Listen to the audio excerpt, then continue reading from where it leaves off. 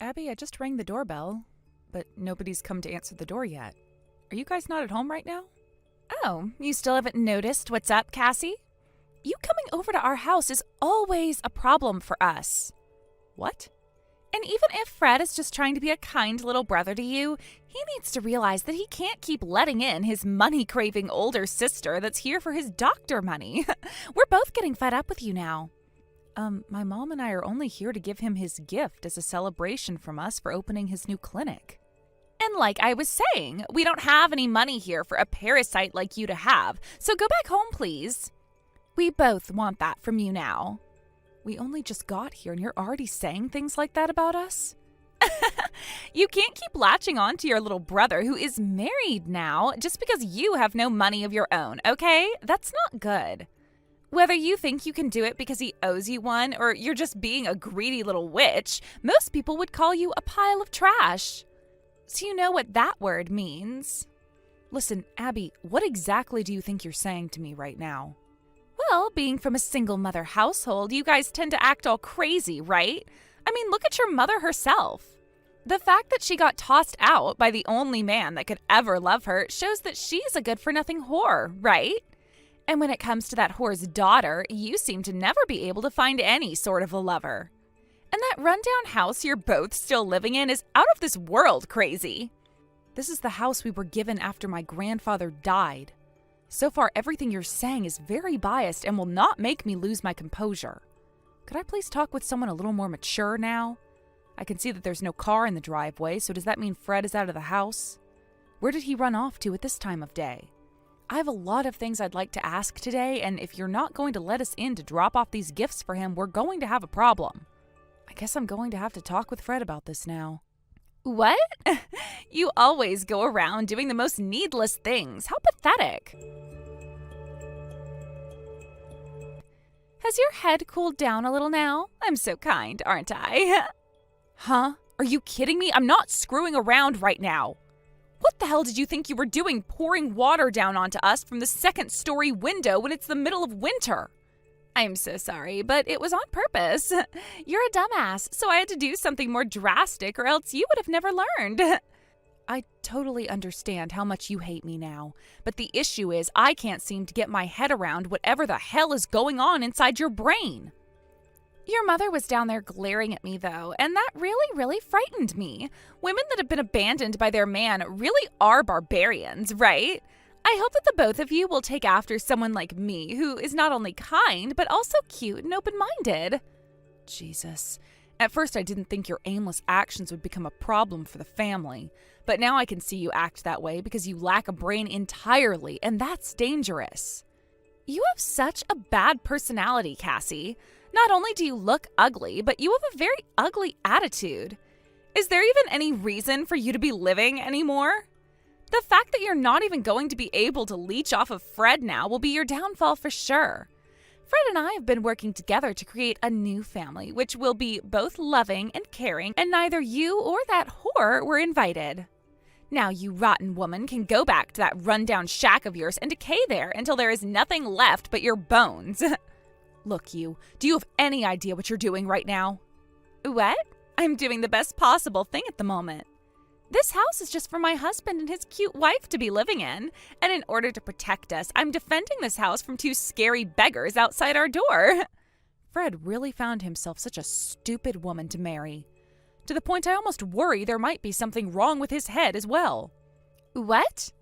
But I happen to be very cute, which means I can do anything I want around here and he'll have to forgive me. Sorry for being so cute. And as you can see, you're not getting anything else from us, so you two filthy beggars need to go. Ugh, then we're going home. Finally. Goodbye forever, both the witch and the whore.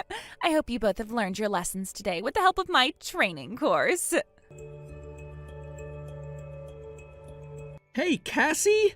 What the hell happened here? When I got home today, Abby was drenched and crying her head off. Huh? Why do you think I'd know anything about all of that? Because she told me that you were the one that poured all of this freezing cold water on her, and that you started to yell at her saying she was a terrible wife. Really? I never thought that my own sister would ever be the one to do such a terrible thing to Abby. I totally get that there are some things about Abby that suck, like her being a bit irritating and not really caring about others. I had only just left for a little bit to go out and buy more coffee for us at the store nearby. Did something really bad happen between you two while I was gone? Did you finally lose it with Abby because of something she said? Well, here's a fun fact for you, Fred. Abby never even let Mom and I into your house in the first place. What? Instead of being let in, she started to make fun of the both of us again, before going to the second-story window and pouring water on top of the both of us, followed by her telling us both to go home. She called us both parasites and said we needed to get lost. What? Abby was saying all of that to you? Do you think I'd be lying about something like that? It seems that you haven't even talked with her about any of the things that have taken place with your new clinic yet, have you? Telling her about that would be tough on me. I've been holding off for a little bit. Well, it's because you're not telling her everything that she thinks she can just do whatever she wants and that you'll forgive her for it. Hold on a second. So what you're telling me is that not only did Abby pour water onto the both of you, but she poured some on herself in order to set you guys up? That's what I'm saying, Fred. And Mom will tell you the same thing I did if you ask her, all right? What the hell? But I'm her husband, and I shouldn't just be blaming her for all of this. That would be wrong. Before I make a final decision based off this, I'm gonna speak with her one more time. I can't believe that my friend's little sister would ever do such a thing to my own family. My head is really starting to hurt now thinking about this. Jesus, man. She really has been having her way with you, hasn't she? You really are such a dirty player, Cassie. Oh, and this time I'm not talking about you literally being a dirty woman who thinks she can play with men. I'm talking about how you play games like a cheater. Could you stop talking about me like that when I'm not nearly as bad a sport as you are? What? Aren't I just telling the truth? If you'd like, I can also comment on your bad fashion sense. Browns, blacks, grays. All you wear is the most depressing colors, it seems. But they match your inner soul. Now, could you cut to the chase here? What? I didn't want to get to the point outright, or else I might hurt you. But I guess I have no choice now. The fact that you went to Fred complaining about me in order to get him to hate me is just wrong, don't you think? Now you're harassing his wife, and that's a very scary thing. Huh? I never told him to hate you or anything, so you must be mistaken here. Oh, are you angry now? Was I on the mark there? Just because I'm cute doesn't mean that you can take out all of your frustrations on me, okay? You're just making him more resentful of me, and that's no good for our marriage, right? It's like he's having to be pressured from all sides now. Ah, so Fred was not able to get through to you then, I see. Why are two poor women so hell-bent on hurting the marriage of a young doctor and his cute wife? Maybe it's because the both of you are failures as women and are beginning to panic? You're really getting on my nerves here. Let me ask, what does that make you then, telling your own husband lies about what his family did? If you're going to keep that sly kind of BS up, then we'll make you regret it. Before that happens, do you mind apologizing to us? Oh my, you're going to force me to apologize? I'm screenshotting all of this. Go right ahead. I was just giving you your last chance before things get really messy there. My mom and I were really only willing to give you that last chance for Fred's sake, but it's gone now. Why are you acting all tough now? I want to ask you, what makes you think you can act all tough now just because you have a doctor as a husband? Let me tell you the truth about him and his career right now. The clinic he's opened is nothing more than a branch clinic. What? A branch clinic? That's right. You see, my mom is the owner of her own hospital complex, and I work as a doctor for a private clinic myself. In other words, we are all doctors, or at least have been, yet still work in the medical field. In high positions, of course. What? What? You're lying, right? Those kinds of jokes are way too lame to be taken as funny content, you know. Nice lie, you liar. Are you really that pathetic of a woman? How about you go and open up the web browser on your phone and type both my mom's name and mine in to see what comes up? If you go ahead and do that, you'll be shown a lot about the two of us. And why would I ever want to do any of that? None of what you're saying makes any sense. I mean, I didn't mind you avoiding the truth at all costs. Just know that if you don't want to play by the rules anymore, my mom can go ahead and end that contract you just signed for a job at her hospital. What? You think that she'd just let you get away with acting like a total bitch? No way that would fly in an environment where you have to care for other people's needs, especially those in life-threatening scenarios. I was... Come on already, take a look online. See what pops up when you search my mom's and my name on there. Are you afraid to look? Excuse me? Fine, I'll search up your guys' names. Not like anything's going to come up anyway, but you keep telling me to, so I'll go ahead and do it. This is what I mean by you being a total witch all the time. Old hag. Wait. Huh? No way, right? Are you kidding me? Have you found what I've been wanting to show you? No way. This can't be real, right? No way. No how? I'm sure both of our faces are on there when you look up our names, right? What? Then what I was just doing to the both of you, I just... Signed your death warrant? You sure did, you dumbass bitch. You never took the time to actually consider the position that you were in. No, wait, there's not enough brain cells in your head to consider such a thing. I thought that I'd be okay because of the fact that my husband's a doctor. This means that both his single mother and older sister are above the two of us. Not that we use our power to control him or anything, since he's chosen to move out of the house and live on his own. You had one last chance to make up what you did to us, and you wasted it in such a disgusting manner, didn't you?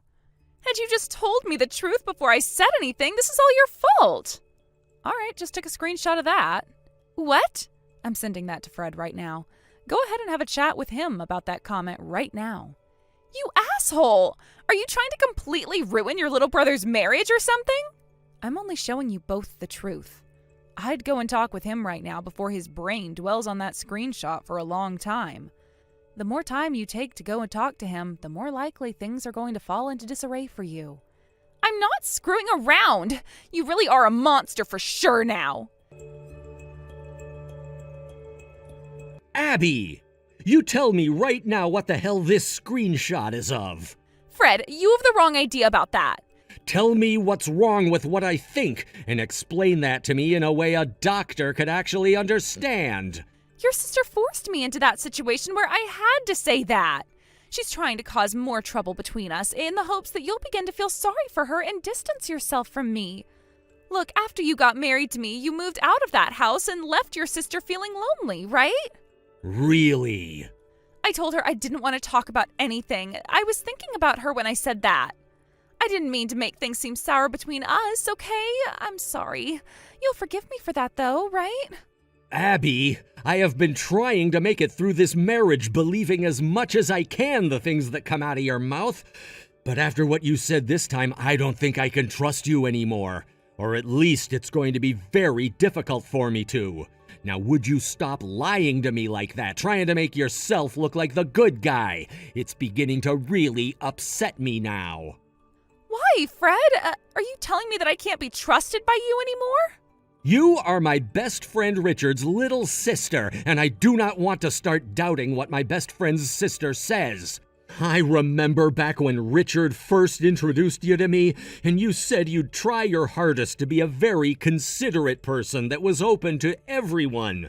But from what I've seen, you haven't been trying at all to be considerate of others. What? What do you mean by that? Did you think you could get me to continue caring for you as though you were a decent person by lying to me? What? Why do you keep thinking that I'm lying to you about all of this? You're being mean. I never really even wanted to get married, as a matter of fact, and I wanted to be a bachelor all my life. But when your brother ended up with stage 4 cancer and was on his deathbed, he told me to take great care of you like he would have. He told me that sure, you may have had a bad personality, but you're still cute and should be with someone who could take care of you. He was just a little biased, I suppose, because he was your older brother. Damn it. Are you saying that he lied to you as well, then? Fred, you're being really, really mean right now. You and I are a married couple now, right? I'm just speaking the truth. Abby, you really tried to play the part of a stupid little girl, lying to me about a whole lot of things right to my face. And sure, you had me fooled for quite a while there, actually. But a while back, I realized what was going on and only acted like I never knew. Huh? I thought that at some point you would realize you didn't have to lie anymore and would open up. But I've been waiting for that to happen a long time now, it feels. And I'm at my limit. I don't want to be with you anymore, Abby. Why are you bringing that up now? I told you I didn't want you to realize the fact that I knew the real you. I was lying to you like you'd been lying to me. I've known about how you'd break things on purpose in your anger as a way of getting your way with me, and that you'd go into my accounts and take money from them without asking to go and play. And I've known about how when I'm not around you harass my mother and sister using the one thing you thought made you tough, and that's your husband being a doctor. That was, I know this will sound like I'm preaching a bit, but stealing and hurting other people is not something anyone should be okay with doing. I respect both my mother and my older sister more than anyone else, and rightfully so. Back in school, I was an idiot and told by a lot of my teachers that I should never aim for becoming a doctor. The same thing was said to me by friends and distant family members as well. Yet while I was having to deal with all those hurtful words, my mother and sister were there for me, supporting my dream. Even now, I've had to rely on my mother in order to get this clinic that I just opened, and I should be in huge debt to her for it. But she still came out here with my sister to bring me a present to celebrate it. Do you have any idea what that meant to me? But Fred, when you told me about your new clinic, I celebrated with you. I don't care to hear about you and your family, so stop talking about them already. Who was it that told me that instead of saying well done or congratulations? I didn't do anything wrong. Damn. We're getting a divorce. There is no future between us anymore where the outcome would be good for me. What? I feel really bad having to do this after what your brother said to me, but my life is my life, and I will not let someone like you tear it apart. You've already gone and hurt my family far too much, and I will not let you continue to terrorize them. Wait, Fred, this is all way too messed up. Everything about this is messed up. I've let my head cool down, and I think you should do the same.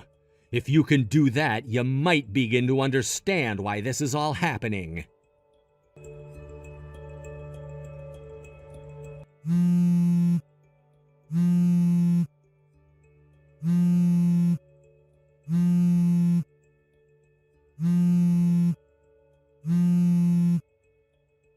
Cut it out with all those damn phone calls. What do you want from me? Cassie, I'm in huge trouble now.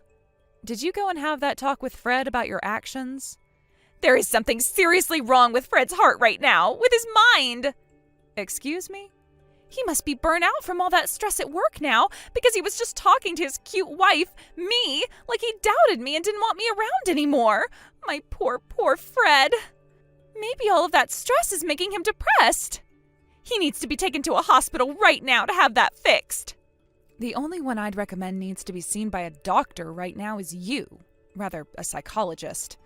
I'm not listening to any of your jokes right now. Something really bad has happened with Fred that's made him lose his mind. I've never been told by him before that he wants a divorce in such a serious way either. There is something seriously wrong with his mental health.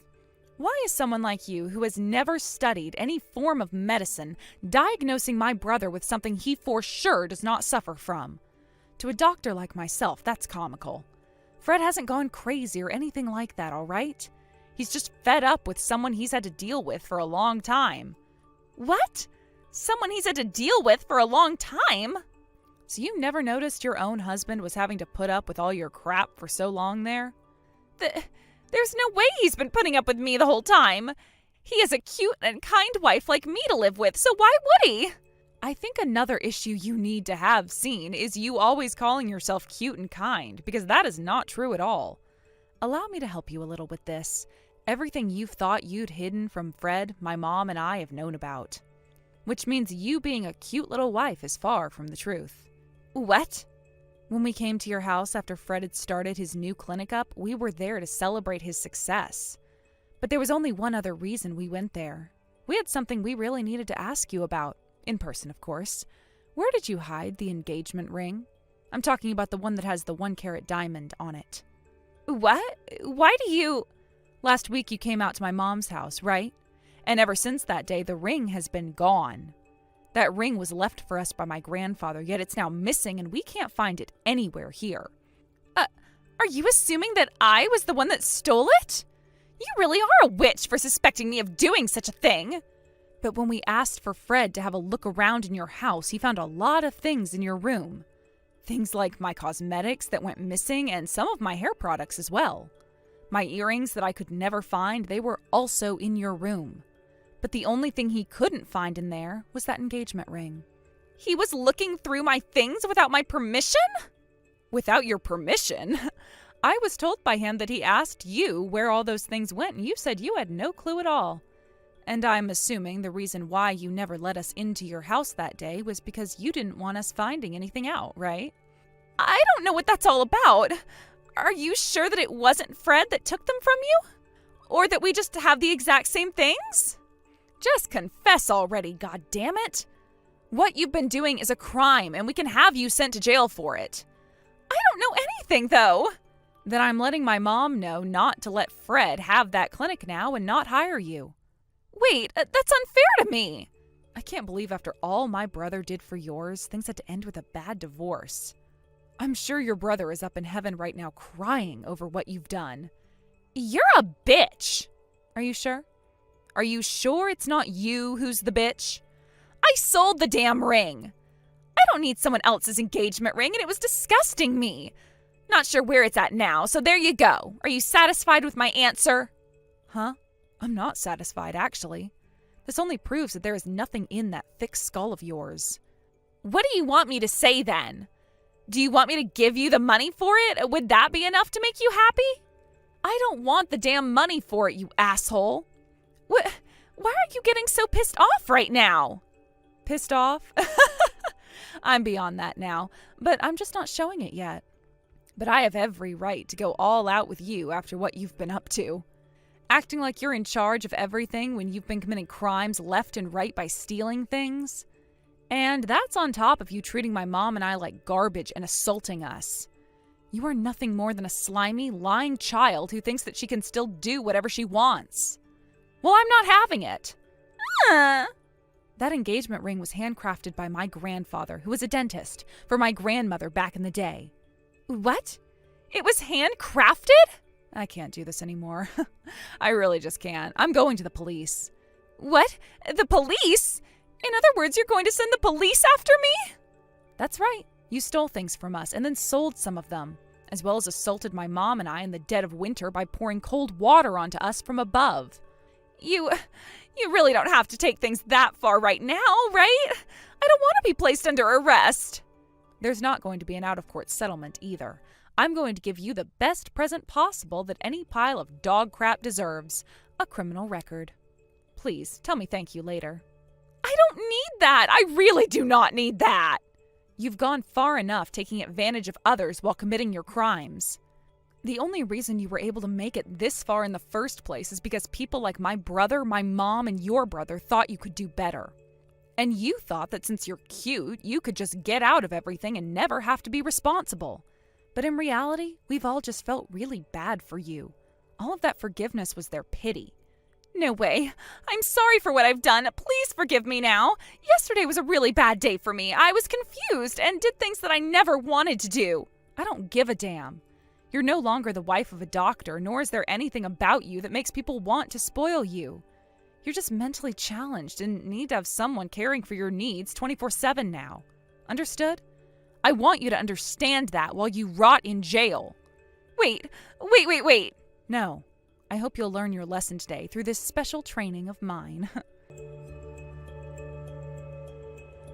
Cassie, I found the receipt from when Abby went and sold the engagement ring. But after going to that store, they told me they had sold it already. Damn it. All right. Well, there's nothing we can really do about that now. But Abby's parents said they will pay for it. They can pay us back however much she sold it for. Although with that, her dad won't be able to pay for his cancer treatments. Who knew that they had hereditary cancer in that family? I feel bad that they won't be able to afford some of his treatments now, especially after losing their son to cancer. But Abby's going to have to pay us back somehow, so perhaps they can pay us first and force her to pay them back over time. I'm sorry. It's because I accidentally let her marry me that this all happened to us. That's right. You should have never married someone you never really loved, even if it was for the sake of her dying brother. You better not ever do something like that again, all right? Of course I won't. I'm sorry. I've had enough of marriage for one life. In the end, Fred was able to have a successful divorce from Abby through the use of a really good lawyer. And like I had said, I went to the police about her stealing from us, and soon they showed up to take her to the police station and charge her with theft. She was also charged with assaulting us and would have to pay an in-court settlement later on. The price of that ring itself was close to $15,000, and then the settlement was another $10,000. She didn't have to be imprisoned or anything for her crimes, but she would have to be put on parole for a little while, as well as have to serve 250 hours of community service. Along with that, she'd have both of those charges on her permanent record, which will most definitely kill her chances of finding any decent work in this city. When the trials were over with, she went back to Fred's place to get all of her things and prepare for the inevitable. There, she was kicked out of the house by Fred, and not ever getting that job at my mom's hospital, she ran back to her parents' house. But neither of them wanted anything to do with her anymore, and they forced her away by saying they'd be cutting ties to her. Later on, both of her parents came to our house to say they were very sorry for what she'd done, and that they would pay off that ring she stole from us. However, we didn't accept the money, and said she'd be the one to pay for it over time, while they could keep that money for cancer treatments. It's sad to think all of this started because of Abby's brother, Richard, wanting my brother to keep her safe and make her happy. But it seems that was never enough for her rotten soul, and the only thing that could make her smile was the abuse and sadness of others. She would even go and lie to everyone in order to become spoiled, which my brother gladly did, like hers. But in the end, that trick really backfired and put her right back into hell. I'm sure she hasn't really learned anything from what's happened, though, and she will begin to trick people again. That's just the way things are with monsters like her, and the only way to stop them is to never trust them in the first place. Perhaps people will stop trusting her, though, not that she has no home, no money, and no friends left to leech off of. As for myself and my mom, after Fred has successfully had his divorce and no longer had to deal with Abby, we asked that he come home for a while and stay with us again. There we made sure to watch over him for a little while, as we both knew this had been hard on him like it was on us. And after a few weeks, he was back to putting all his time into the new clinic. And that's when we said he could go back to his place. Once he was out of the house again, my mom and I did the only thing we could do after such an event, and took time off to go on vacation together, somewhere warm. We've been chilled to the bone ever since getting that cold water dumped on us outside, and need a sunny, warm beach to melt away on for a bit. Thank you for watching and listening. We hope you enjoyed the video. Don't forget to like this video and subscribe. Also, feel free to leave a comment about what you thought of the story. We look forward to seeing you at the next story. Mark, there's something on my mind, and it's not easy for me to say, but I'm going to say it anyway. What is it? I think that you should find yourself a new job. I mean, you only work like 2 times a week. In your free time, you play video games at home or go out with your friends. Don't you want a full-time job? I don't. I already live in a nice house and I'm happy with my life. I don't think there's any need for me to change anything. But I'm the one paying for it all. Don't you think that's a little unfair? If I were in your position, I'd feel bad that I wasn't making enough money. And also insecure about my future. What the hell? Are you saying that I'm a loser because I don't have a full-time job like you? I'm not. I just think that you should think about your future. You can't rely on me forever. I mean, you're still young. Don't you want to do something meaningful with your life? Don't you get sick of playing games and going out with the same group of friends all the time? Whatever, you don't need to lecture me. I should have never married an older woman had I known that you would start lecturing me like this. What do you mean by that? I wish I'd married someone that was younger than me. I mean, they're prettier and more loyal. I married you because I have a stable job and income, that's all. I thought that if I was getting married, it would be better to marry someone like you, someone that could take care of me for the rest of my life. But I guess that I was wrong. You're already thinking about your post-retirement years? Sort of. The one good thing I got out of this marriage is that you bought us a room in this high-rise condo. And the mortgage payments aren't that high, are they? I didn't buy this place. I pay a pretty high rent for us to live here. But I'm sure that is not a burden for you, seeing that you make good money. If we're being honest with each other today, I think that my love for you is gone. I don't have any feelings for you anymore. What do you mean by that? I'm sick and tired of you telling me what to do all the time. You might be 5 years older than me, but that doesn't make me your child. I'm your husband. You should treat me with more respect. I'm not being bossy because I'm older than you. I'm just asking you to do the right thing for the both of us. It doesn't make sense that I'm doing all the work here. You can think whatever you want, but don't share your thoughts with me. It's really irritating. I had no idea this bothered you so much. Fine, I won't say what's on my mind anymore. But please do some self-reflection on your own then.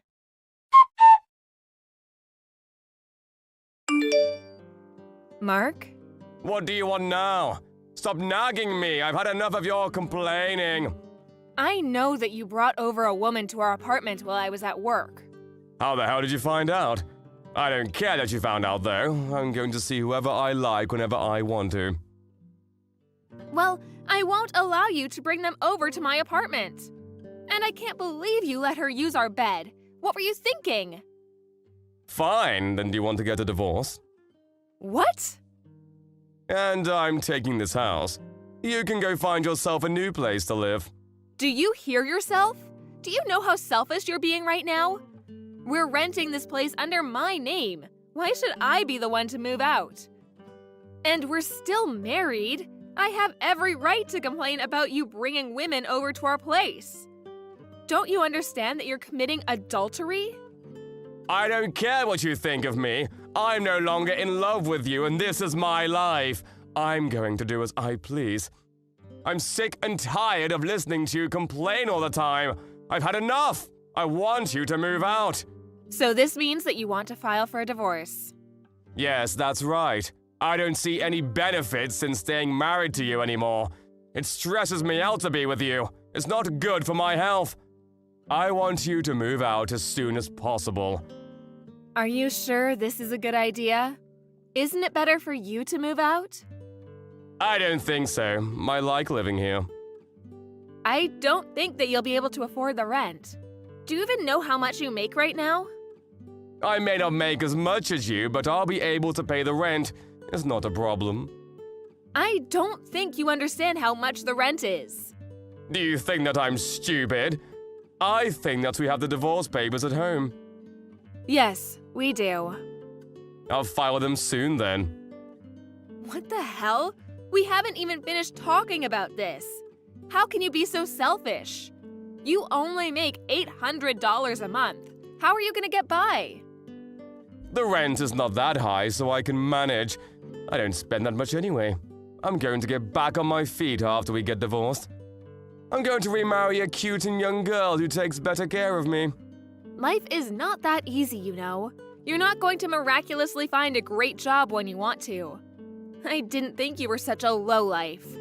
What did you just call me? I said that you're a good-for-nothing lowlife. I think we've done enough talking. You can file those divorce papers. I'll file them as soon as possible. I'm so glad to have you out of my life. Likewise. But I know that you won't be able to keep up with the rent.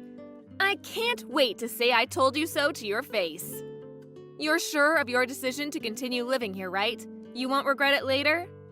Yes, I'm sure. How many times do you have to ask me that? I love living here. You should change the name of the lease from yours to mine. Will do. I wish you'd had appreciated me more, though. I did so much for you.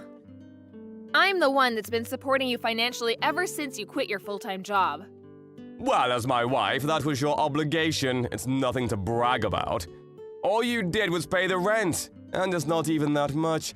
It's like $100 a month, right? I'll pay the rent from now on, so move out as soon as you can. I don't want to see your face anymore. Okay then, I'm moving out. Great! I just can't believe you're so stupid, though. Your punishment is coming your way soon. I've warned you.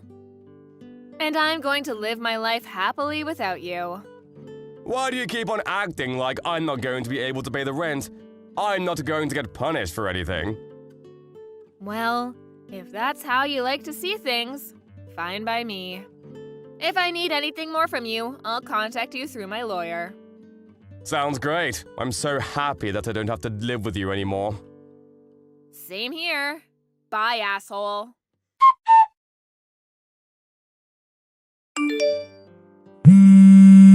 Yo, pick up your phone! I'm at work, and we agreed to not speak to one another, remember? Text me instead. I did everything that you asked me to. What else do you want from me? First of all, why did you take all the electrical appliances from my house? I called you last week about it, but you wouldn't pick up your phone. I bought all those appliances, so I have every right to take them. It took me a while to move into my new place, but now that I have, I needed my appliances back. Fine, I guess I can't complain about it, but you could have given me some warning. Now I have to go buy some appliances for myself. I suppose, but why are you telling me all this? I'm sure that your new girlfriend can help you with the shopping. Actually, there's a bigger problem. The rent is much higher than I expected it to be. There must be some sort of mistake. Oh, so you finally got your bill. You should have read the contract when we changed the name in the agreement to yours. I guess. But this has nothing to do with me, so you need to figure it out on your own. I've been paying the rent up until now, and you never cared how much the rent was. It's not $100, you idiot. More like 10 grand. This is all your fault. You need to take responsibility for your actions. So there's no mistake in the bill. The rent is 10 grand. Yes, the rent is 10 grand. You deceived me! The monthly rent is worth my annual salary amount. There's no way that I'll be able to pay this much. I'm sure that it is a stretch for you. Good luck. Is that all you have to say to me? Good luck? Are you having fun seeing me struggle like this? You knew that the rent was too high for me. Why didn't you say anything? I thought that the rent was like $100. How could you assume that the rent was so cheap? You live in a nice place. It can't be that cheap. Don't you have any common sense? Well, I saw that you paid a lot of money when we first rented this place out. And I also contributed all the savings that I had at the time. That's why I thought that the monthly rent wouldn't be so high, because we had already paid the majority at the beginning. Well, that's not the case. It was money that needed to be paid to secure the room because it's so popular. And we also used the money to buy furniture. But what kind of an idiot are you to think that we could live here for so cheap? Your stupidity makes me laugh. You're a real joke. Stop being so condescending! And this isn't funny at all. I can't afford to pay my rent. Then why don't you ask your girlfriend to help out with the rent? I mean, she's living with you. That's the least she could do. I can't ask my girlfriend to pay the rent. She looks up to me. She's 10 years younger than me. It was stupid of her to choose to date you. I guess all you can do now is look for a decent job that pays well. So you're not even going to offer to help me out? I'm not going to be able to find a new job in such a short span of time. Well, if you can't come up with the rent, you're going to have to move out. The superintendent is going to ask you to pay the rent for the month that you've been living there. But if I can't pay, I'm sure that will come to you next. I mean, the lease used to be under your name, so... But we're divorced now. I don't have an obligation to help you out. Your parents are the guarantor, so I'm sure that the superintendent will get in touch with them if you don't pay the rent. I didn't know that. How did I not know this? So, you can't get away with not paying your rent. Your parents are going to be so pissed off with you when they find out about this. If your parents get mad at you over this, you won't have a place to live. Why are you even calling me about this? I thought that you never wanted to speak to me again. I had no idea that this place was so expensive. You should have warned me about this. This is all your fault. You should take responsibility by paying the rent. Why would I ever do that? I'm no longer a part of your life. Deal with it on your own, you scum. Did you just call me scum? I did, because you are scum. You only married me for my money. And then you quit your job and spent your time doing whatever you wanted. You made me do all the household chores and wasted my money on games and gambling. And on top of that, you found yourself a lover and had an affair. After that, you made me move out and tried to take my house from me. I don't deserve any of the crap you put me through. Now, you need to deal with this mess on your own. I'm no longer a part of your life. Look, you have a point, and I'm sorry for the way that I treated you. I didn't mean for things to end like this between us. Can't you help me out for old time's sake? I mean, we used to be married. The past is the past. It means nothing to me. We're strangers now. Please don't say that. I'm sorry for cheating on you. I see how bad that was now. You still have feelings for me, right? Please don't leave me to suffer like this. Feelings? Are you crazy? I don't feel anything for you anymore after the hell you put me through. You're the one that kicked me out. I suffered plenty. Now, it's your turn. I'm living in a fabulous new place now, and I have no intention of moving back in with you. My rent is pretty expensive, so I don't have the luxury to help you out with your rent. Can I move in with you then? No way. Can we give it another try, please? I realized how much I love you after you moved out. I'm really sorry. I won't do anything else to hurt you. I'd rather die than get back with you. I'm serious! I know that we can make it work. I hate you for what you did to me, and you're a loser who just wants to live with me for my money. I don't need you in my life. Now, can you please stop texting me? Good luck with your rent. If you can't pay the rent, I guess you'll need to borrow the money from somewhere. Although it's none of my concern now. Stop bothering me. I'm busy.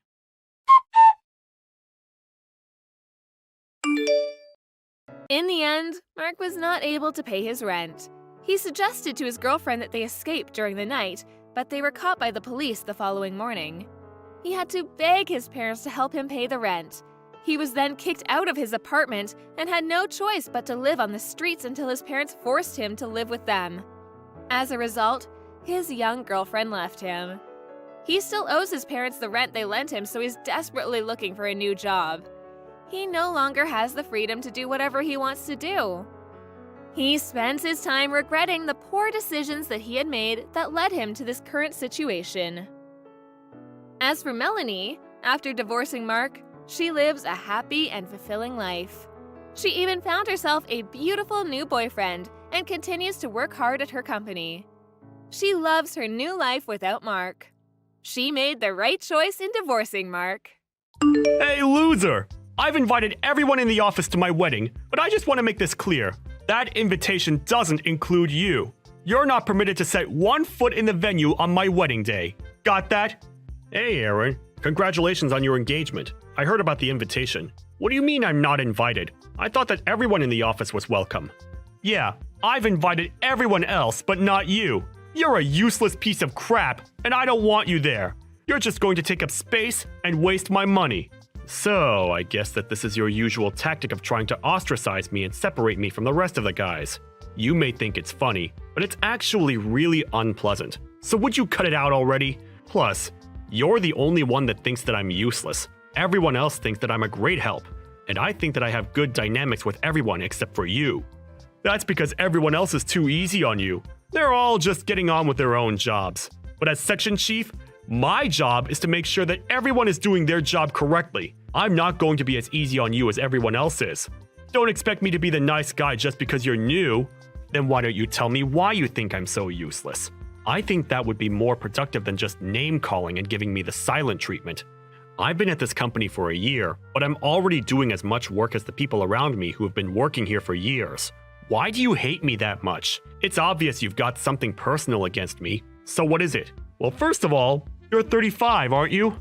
Yeah, I am. There's only 1 year's difference between us. But you only just entered the company a year ago. I didn't know what you were doing up until now, and I don't give a crap, but it's obvious that you're a late bloomer. Look at me. I'm already a section chief. I think that just goes to show how useless you are. Everyone's different, Aaron. We make different decisions, and we choose different paths. That doesn't make you better than me. I have my own reasons for choosing to work here. Don't you think that it's a little too excessive to call me useless because of that? Let me give you another reason why I'm better than you. After I get married, I'm going to resign to go work in a different company. Oh, really? My fiance's family owns a major business. I think that if I go and get a job there after we're married, I'll get the chance to take over the company when her dad's gone. I'm going to be the CEO of a major company one day. What are you going to be doing when I'm sitting in the top chair? Getting coffee for the new section chief? Ha! I'm just that much better than you. But that's only going to happen if the bride and her family accept and want you as their next CEO, right? What are you trying to say? That I'm not good enough? I didn't say anything about your abilities. I just have a feeling that you've just imagined the most convenient outcome for yourself without even thinking about the other possibilities, or about the feelings of the other people involved. I was wondering if your fiancé actually agrees with you. That's all. What would you know? You don't know how rich people think. You're already 35, and you've only recently gotten a full-time job. You wouldn't understand anything about the world I'm going to marry into. Of course I don't know how your fiancé feels. I didn't mean to act as though I did. I'm very sorry. I'm sure you'll be very happy together. Yeah, well, frankly, the woman I'm marrying isn't that much of a big deal. It's a shame. She's not that bright and she's not that pretty. If she was, everything would have been perfect. Huh? What are you talking about? What? Did you think I was marrying for love or something? Don't make me laugh. I was dating her because I was bored, and I was planning on dumping her if I found a better girl. But thanks to my research skills, I found out that her family was rich. That's why I'm marrying her. I just want her money. Really? That's your reason? Aren't you going to regret spending the rest of your life with someone you don't love? What? Why would I regret it? I just thought that it sounded kind of lonely to marry someone for their money instead of wanting to be with them. I guess everybody really is different. I'm sorry I said anything. But what about your fiancée? She doesn't know that you don't love her? Isn't that kind of disrespectful to her? That's what I hate about you. I'm sorry, what? The way you act like such a hypocrite, it pisses me off. Do you think that you're better than me or something? Just because you want to marry for love? The world goes around on money. Even you should know that. No, you especially should know that, since you're poor. I'm going to marry that woman, and I'm going to become rich and famous.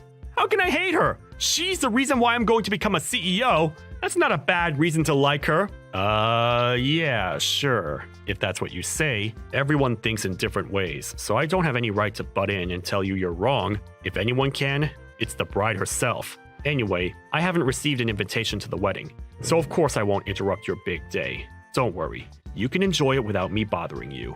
Yeah, good. That's what I wanted to hear. I wouldn't have forgiven someone as useless as you coming to my wedding. You're just a loser. Don't forget that. It would have been a pain in the ass if you had come and caused trouble, too. I wouldn't have gate-crashed your wedding just to spite you. But if that's what you think of me, then go ahead and keep on thinking that. It doesn't make any difference to me what you think. I'll see you at work, Aaron.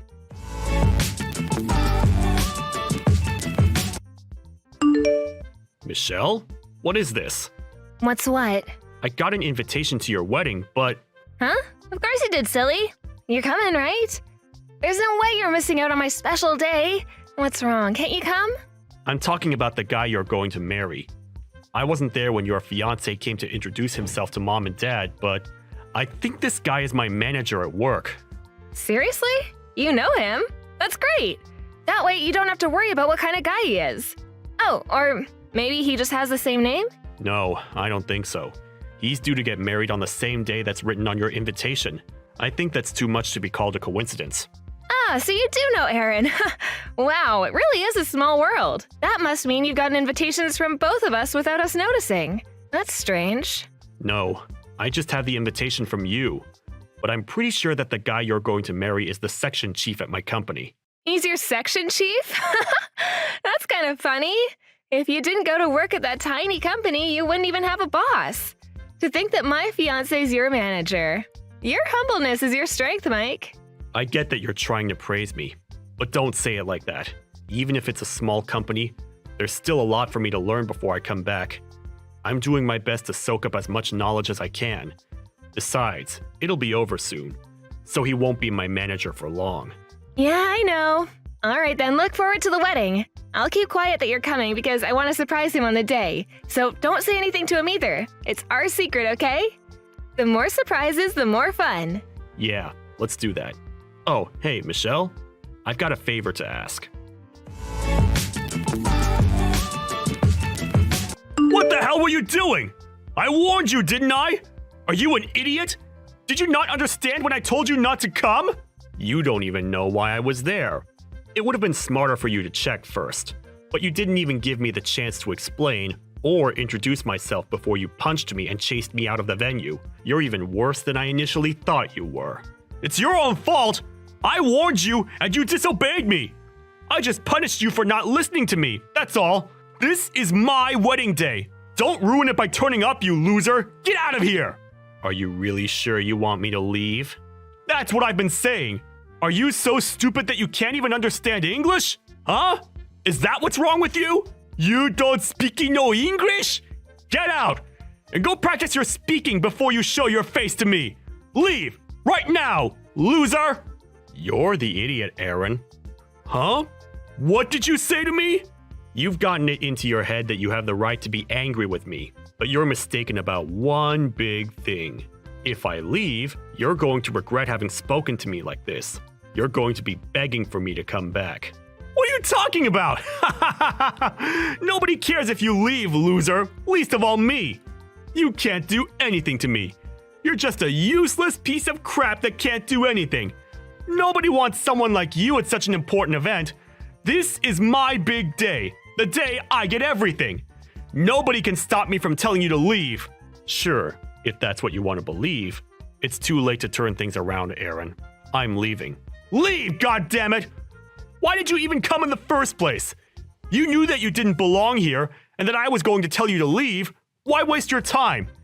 You really wanted to crash my wedding and ruin my big day? Huh? After I warned you that much that you weren't welcome? That's the only reason I can think of you turning up today. You're not welcome here, loser. Don't come here without my permission ever again. I hope my punch helped you regain some common sense. Now you know that you're not worthy of being here. Don't ever come back. And give my regards to the bride. Tell her that her brother is leaving. What? What are you talking about? Her brother's leaving? Who's her brother? You? It's up to you whether to believe me or not. I don't care anymore, so I'm leaving. I'm not interested in wishing you the best with my sister. You got what you wanted. I just hope that your wedding goes on without any problems or any other interruptions. Goodbye, Aaron. Hey, Michael, where are you? Do you think that you can come back to the wedding venue? What? After you punched me and kicked me out? What made you change your mind? No, that was just a misunderstanding. I didn't really mean it. I'd be grateful if you just come back as soon as possible. I was wrong to act so aggressively. I just got a little too heated up, that's all. Let's talk when you get back. Did you talk with my little sister? Is that why you're asking me to come back? Michelle told me that she wanted it to be a surprise, that she wanted to introduce me before the ceremony started. I didn't realize that she was up to something like that. It was wrong of me to chase you away. She was pretty shocked when she realized you were gone. Anyway, you're family. So I hope you'd come back to the wedding venue so that we can continue the ceremony. Everyone's waiting for you. So can you come back as soon as possible? It's too late for that. I asked you if you were sure that you wanted me to leave, and you told me to get out. I don't know what my sister told you, but I have an idea that she said something that made you realize what a mistake it was to kick me out. I warned you, didn't I? That you would regret it? And now you're panicking. What do you mean it's too late? I'm asking nicely here. Don't you think it's polite to answer to that request? It's my wedding day, Michael. Don't embarrass me. Will you come back to the wedding venue? It doesn't matter how politely you ask me. I told you that I was the bride's brother. You chose not to believe me and still told me to leave, despite me warning you not to. I told you the truth, and I explained what I was doing there, but you didn't care. I left because you told me I wasn't welcome, and I'm not returning. I don't even want to look at you. Seriously? You don't have to say that. Then what about your sister? Michelle's been running around looking for you. Can't you come back for her sake? She's upset that her big brother isn't here for her on her big day. It's her wedding day as well as mine. Can't you just forget about the stuff between us and come back? No, I can't. Why are you being so stubborn? Are you seriously going to be that selfish on your little sister's wedding day? Come on, you're going to ruin everything for her. Especially if you tell her that I punched you and that I told you to leave. Please, can we keep that between us? What do you mean, keep it between us? I mean, let's not tell her what happened. You understand, right? Let's pretend that it never happened for Michelle's sake, and we work together. Let's not make things awkward. Come on, man. I'm asking nicely. We want to get the ceremony started. So will you come back? You don't want to make a scene, do you? So, for your sister's sake, don't say anything about what happened. You've got to be joking. Are you being serious? What? You punched me for no good reason, and you want me to keep quiet? And you're trying to use my sister as an excuse to keep me from saying anything. But you just don't want me to tell her so that she won't leave you. You're only thinking about yourself. What's the point? No matter how much you lie, you can't hide the truth that you punched me from her. She won't know anything if you don't tell her! Come on! I'm asking you to not ruin our wedding day! You can't seriously think that you can keep it a secret from her. There must have been someone watching. How many people do you think are walking around this place? You're the host. You should know. Someone's bound to have seen it, and she'll find out in no time. You punched me in the face, Aaron. She's going to be disappointed that you could do something like that. And everyone's going to be shocked that you did something that excessive. Why do you think I'm apologizing to you so much? I'm desperate here! Can't you just forgive me already? I've learned my lesson and I'm not going to do it again! Apologizing? Aaron, I haven't heard one word of apology from you. Ever. All you've been saying to me is to not tell Michelle what you did, and to not make a scene. You've been making me out as the bad guy that's trying to ruin your wedding day. You're just scared that everything you've said and done to me will ruin your chances of marrying my sister and getting your hands on my family's money. That's why you want me to keep quiet about what you've done, right? Michael, we're going to be brothers! So what if we have a few arguments like that? Let's just forget about everything that's happened until now and enjoy our new relationship. I want us to get along from now on, as family. We're going to see each other more often too, so it's best if we start off on the right foot, don't you think? We're going to be working together too. I think I'll get along fine without a brother. What? What do you mean? I mean that your motive for marrying my sister, for marrying into this family, was because you're after my parents' money, and you think that you'll gain the right to take over the company. That's what you told me just the other week, without realizing that you were marrying my sister. To be honest, I didn't know that Michelle was marrying you either, so I didn't realize that you were talking about our company. But at least now I know why you're so desperate to stay on my good side, and want to keep Michelle from getting upset. Unfortunately for you, it's too late. I already went to the police after you punched me. What? You went to the police? Yeah, and I'm about to file the police report against you for punching me. Once my sister finds out what happened, I'm pretty sure that the wedding will be canceled, or at least put on hold. Either way, it's not happening today. You're not going to get to marry my little sister. No way! But we've already gotten married legally! Today's just for the ceremony! There's no point canceling the wedding! And you can't stop it that easily! How much time, money, and effort do you think we put into preparing everything today? You think that you're already legally married? But my sister hasn't been to the registrar's office yet. I asked her not to send in the documents until the wedding was over. You're kidding! We're not married yet?! You thought she had already taken the contracts and stuff. I told her not to send them yet when I found out that she was marrying you. She was confused about why I asked her to do that, but she agreed with me when I told her that it would be best to wait until the ceremony was definitely over and done with, before filing them. I knew that you would mess up and show your true colors if I turned up at the wedding uninvited. but I didn't think that you'd go as far as punch me. Wait a minute. So I'm not married yet? Yeah, you're not going to get married. Not to my little sister. I think you should be more worried about the fact that you're going to go to jail for battery. For battery? What the hell are you talking about? I haven't committed a crime! You punched me in the face. Of course you should be punished for it. I think it's only obvious that you get arrested. And in that case, you're going to get fired. I hope you finally understand what you've done and how serious the situation is. You've got to be joking! Are you trying to ruin my life? What's wrong with you? My plan's completely ruined! I thought I was going to be living like a celebrity after I got married to Michelle! I thought I was going to be rich! What have you done? What have I done? You're still going to blame me? I think that's unjustified. But let me give you a heads up. Even if you marry my sister, you're not going to become CEO of our company. You're not going to gain the life you think you're going to get. I mean, you won't be poor, but you're not going to get the career you're dreaming of. What? Why not? My sister doesn't have any intention of taking over the company. She's already got her own career that she's happy with. I'm the one that's in line to take over the family business. I'm only working in another company right now because I'm trying to gain as much experience before I become CEO. What? That's why I started working in the same company as you. At this age. I told you, remember? That everyone has their own reasons and their own circumstances. But you still treated me like I was useless. Like I was a failure. For what? Is it so bad that someone starts working full-time when they turn 35? Isn't it worse to punch someone for no reason at all?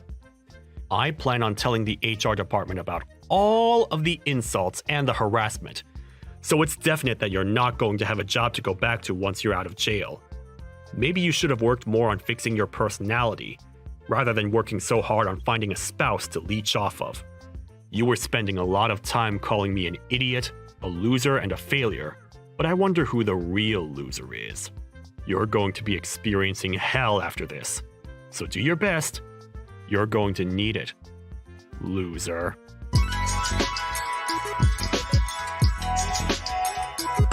In the end, Michael's sister Michelle found out about what happened between Michael and Aaron at the wedding venue, and she was absolutely speechless. She had no idea that Aaron was capable of doing something so violent and canceled the wedding immediately. Michael filed the report to the police, and soon after, Aaron was arrested by the police and taken away to the local station for questioning. Apparently, he received notification from his employers that he was out of a job as soon as he was convicted. Michelle was relieved that she managed to avoid marrying a man that didn't love or respect her, and that she had gotten rid of him thanks to Michael.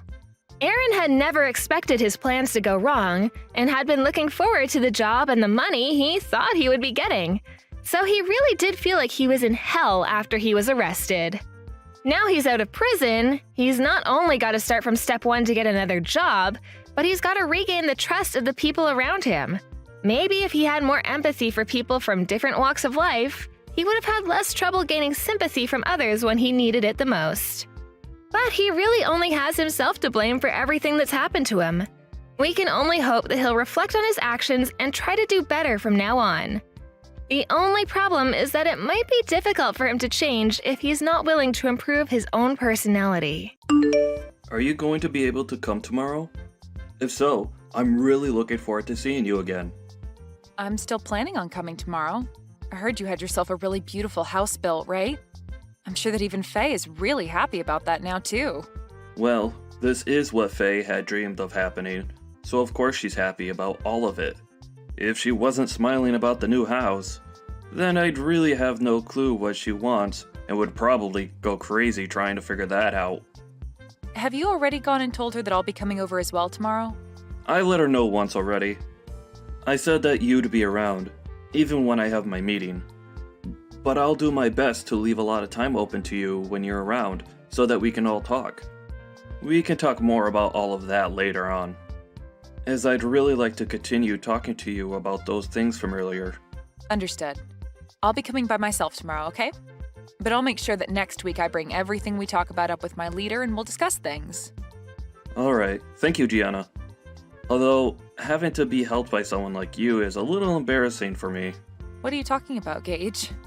I'm your little sister and want to make sure everything goes well for you, just like you'd do for me if I needed the help. We siblings have to stick together in times like these, right? Hearing something like that from you really warms my heart. But I still feel as though I should be the one responsible for my company.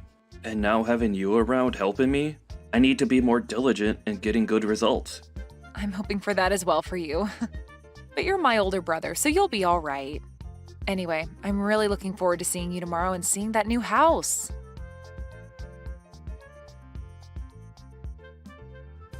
Gage is having a problem within his company and has gone to resolve the issue. So he won't be back home until after you've already showed up here, okay? That's what I'd heard from him as well. He made sure to tell me before I got into my car. I still plan on being there at the time I told you both yesterday. Is that all right with you still? I heard from him that you're going to be the one to show me around the new house while he's out at the office. But if he's going to be coming home later today, then I can wait for him, or even possibly come over another day if you'd like. What do you want to do? What are you planning to do by coming over to our house? Huh? I heard from him that you're planning on staying the night here and whatnot. But do you think you'll actually be getting anything from us just because we're both well off? Let me tell you right now, if you come into this home and start stealing from us, you're going to be in very deep water. What? Can you slow down for just a minute? Why are you starting to talk about me as though I'd be coming over to steal anything from you two? I have no reason to be stealing from you both, right? I'm just coming over to hang out and talk with the both of you as well as see the new house you both have. Well, think about it, Gianna. You're nothing more than a dirty janitor, right? Excuse me? And all janitors are both lowlifes and moneyless. And now that you've heard that your brother is a CEO, you think you can come over here and take our things?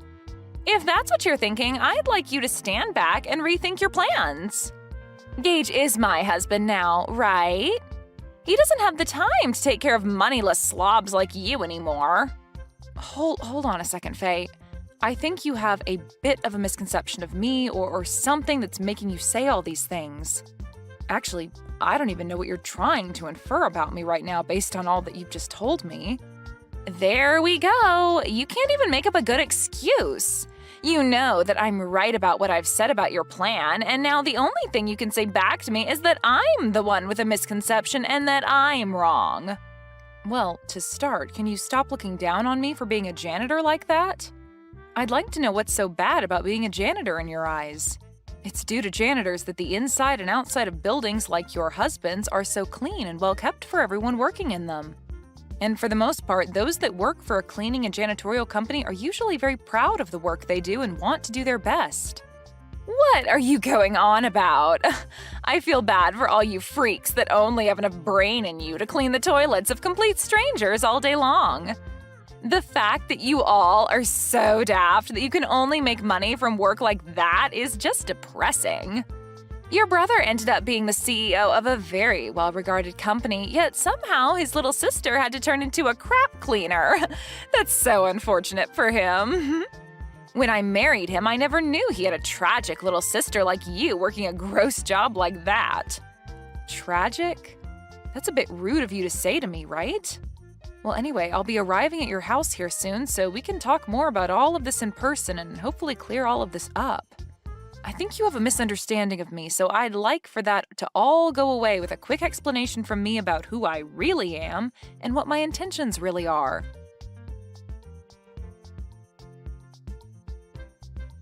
You sad sight! How does it feel to have toilet water thrown all over you like that? If this has taught you anything, then get out of my house and never come back here again. I am appalled. I heard that you were a pretty tough woman when it came to being nice, but for you to actually act out like that towards your own sister-in-law? I only came here today to celebrate my brother moving into a brand new house, but you're telling me that you threw all that toilet water on me just because I'm a janitor? What the hell were you thinking, Faye? I doubt that by asking you that I'll get an answer that I can understand, but I have to ask you at least once. Of course, a lowlife like you would never be able to understand any answer I gave you to that question. Now, to be clear, the reason for all of that was because a lowlife like you thought you could come into this beautiful house of mine. Your beautiful house? That's the house that my brother built, right? So what?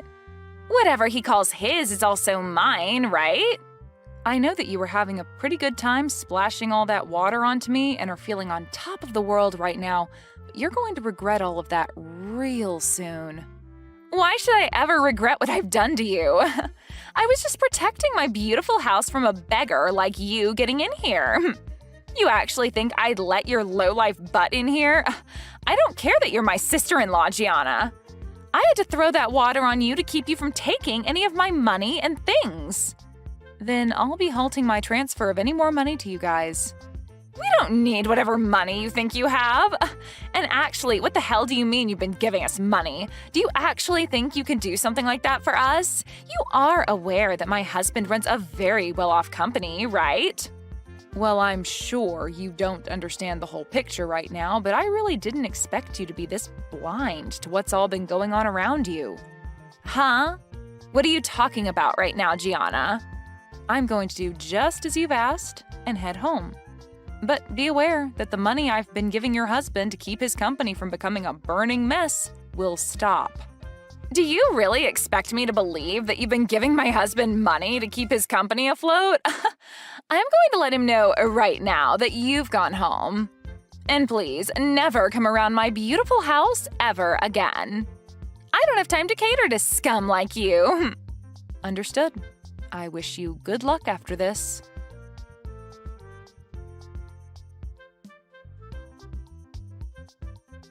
What do you want with me now? Things have changed. Do you think you can start heading back to my house? No. Why the hell would I come back there? What makes you think asking me a stupid question like that after what you'd done would be such a good idea, And what do you mean things have changed for you? Before, I didn't believe a word you'd said about the current state of things regarding you and my husband. But when I told him that you'd gone home already, he was furious. He kept saying I really screwed him over big time. He's on his way home right now in a panic, and I want to know what I should do about him. Why are you asking me what you should do right now about him? Why the hell is Gage freaking out so much right now? To tell you the truth, I am the owner of a cleaning services company, and for a while now I'd been working with my brother to support his company with funding. I'm assuming that he's really worried about all of that right now. Huh? You're the CEO of a cleaning services company? I sure am. I see that you had been confusing me for just being a simple janitor this whole time, but I'm not the one cleaning and doing all that work. Rather, I'm the one running the company that employs people to do that work. And as for my brother's company, it's been on the brink of collapsing for a bit now, and I'd been planning on helping keep him afloat. And as for me coming over today, the reason was for me to talk with him about what to do next regarding the money I'd been handing him and his company. Of course, I was also coming over to celebrate you both moving into that new house, but the main reason was to talk business. No, there's no way that should be true. You're supposed to be some low-level janitor, Gianna. Your brother even told me that you work for a cleaning services company. And that's not wrong. The only difference is that I don't just work for the company, but run it as well as the company's CEO. How many more times do I have to repeat that to you for you to understand me? I get that a long time ago I had been working as a janitor and all, but that was just to learn about the field I'm working in and to understand how to run a company like this one. Is that so? I never heard a thing about any of that. So you're telling me that all of this was just a misunderstanding between us? No matter how you try and think about it, you did misunderstand me. But you having had little idea about who I actually am has nothing to do with me now. Because as of now, I can see that you're totally okay with throwing toilet water all over me because you thought I was a janitor. Well, that was just because I had a misconception of you, a simple misunderstanding.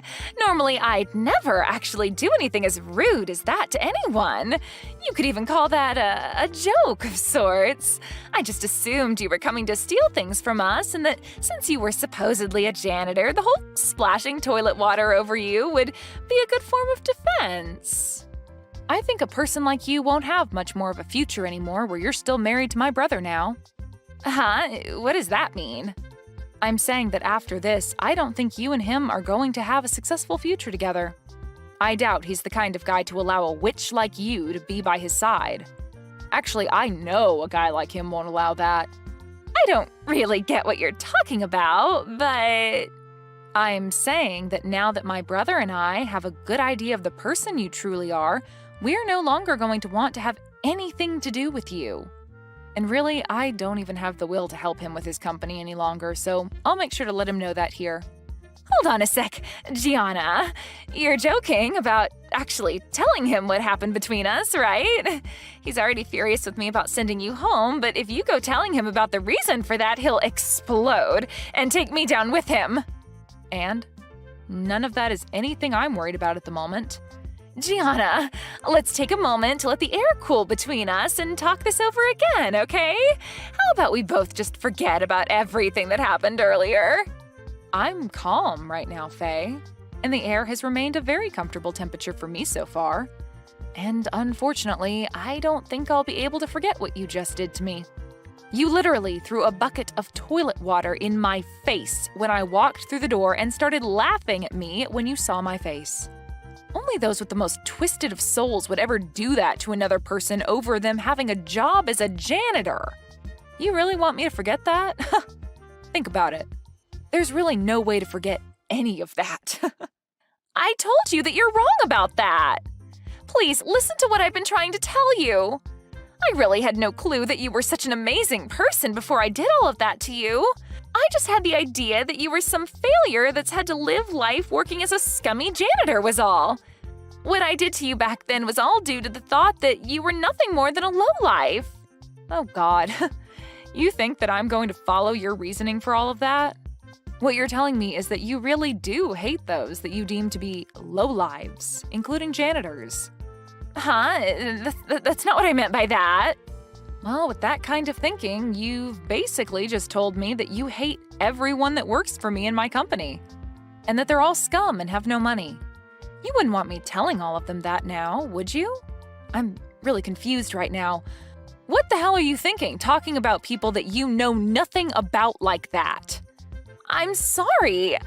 I didn't think that you and my brother would be getting this upset with me over what I said. It's just, when most people think of a janitor, they think of someone working a pretty low-level job and someone that's never graduated from college. I'm sorry that my thoughts got to me so easily.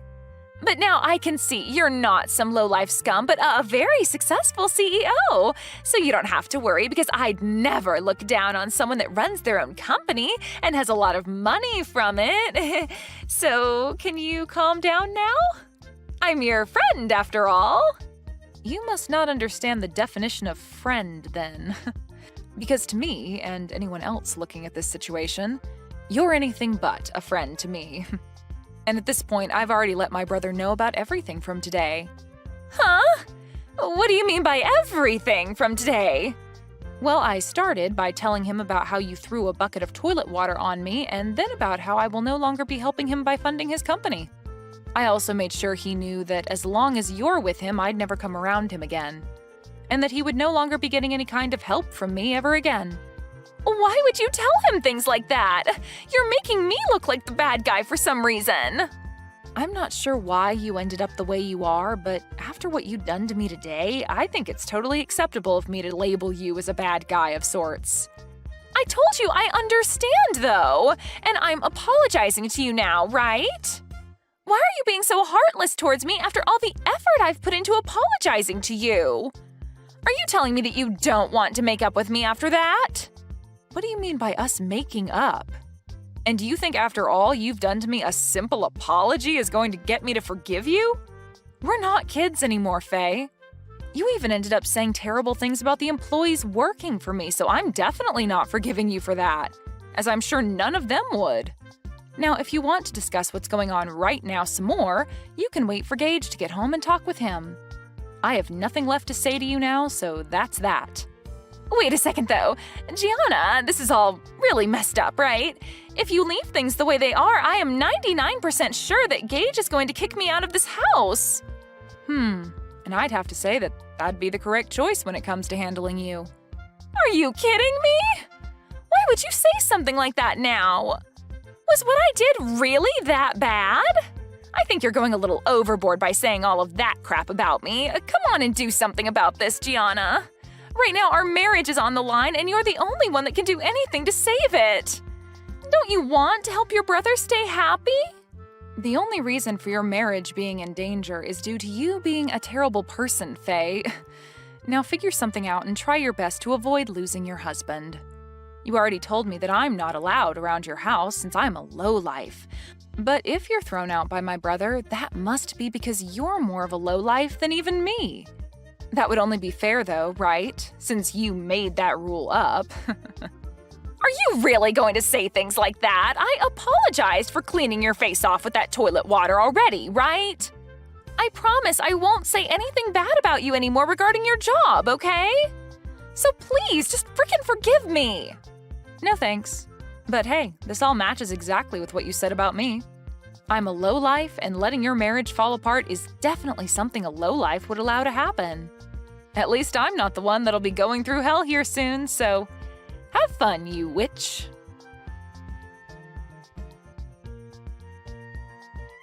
In the end, Gage made his way back home with his face beet red, telling Faye to get out of his house without even giving her a chance to retort. Once he had her outside, he then went and locked all the doors and proceeded to grab all her things and toss them out the window for her to take. Then the following day, he began the process of divorcing her. Faye hasn't had a job of her own for a very long time, and so her pockets were empty leaving that house, and has since been on the streets trying to figure out what to do next. But this is all well-deserved after all the horrible things Faye said and did to Gage's little sister Gianna. Luckily for Gage, after he had gotten rid of and divorced Faye, Gianna came back to him and said that she'd continue to help fund his company. I'm sure she never wanted to threaten him with ending the flow of money to his company, but it was the only way to get him to throw Faye away, which needed to be done after what she'd done to Gianna. Anyway, Faye is going to be on the streets for a long time now following these unfortunate events. But hopefully, while she's going through hard times, she begins to learn the importance of everyone, even those that she considers low lives, like herself. You know, New Year's is a big deal in our family because we have 40 relatives gathering together. Preparing for it is incredibly hard work. I can't have you underestimating how we do things around here. Since you've married into this family, that's just how it is. Of course, I'll give you some instructions, but don't think you can rely on me too much, okay? Finally, we've reached the point of passing the torch to the next generation, so I'm looking forward to relaxing this year. Judith? With all due respect, I think I mentioned before, but I'm due to give birth around New Year's, so I might not be able to handle all the preparations. I thought I made that clear already. Huh? I don't recall asking for your opinion. This is just how things are done in our family, and your reasons don't matter. New Year's is New Year's. It's a family event, so you're going to handle the preparations. As I've mentioned, there's a chance I might actually be in labor during that time, or I could be in the hospital. I'm sorry, but for this year, would it be possible for you to take charge of the preparations? Of course, if I'm physically able, I will definitely help out. Huh? How many times do I have to say this? My son got married, and now that you're his wife, we're finally passing on the responsibility. I've been doing all the New Year's preparations for years now, and it's been a tremendous amount of work. But now, I finally get to graduate from that. I've been looking forward to this moment for so long. I can't wait to have a New Year's where I don't have to do anything, so you'll be working hard this year. But realistically speaking, it might be difficult for me. Why are you complaining about this now? As a mother-to-be, you should be able to handle something like this with ease. You can't let anything throw you off. I understand that, but... I said I'm not interested in your opinion, didn't I? If you don't like it, why don't you try changing your due date? That's impossible. Surely as someone who's experienced childbirth, you understand that I can't control when the baby will come, right? Not my problem. Got it? This year, I'm not lifting a finger to help. But this is really out of my control. Since we can't predict exactly when the baby will be born, It could happen earlier or later. If it happens later and I'm available, of course I'll help with the preparations. But if I'm not able to, I'd really appreciate it if you could assist. I've told you already, I don't care. Oh, by the way, I have a drinking party with the neighbors starting soon, so I'm off. See ya. Judith, wait. Please, I'm begging you.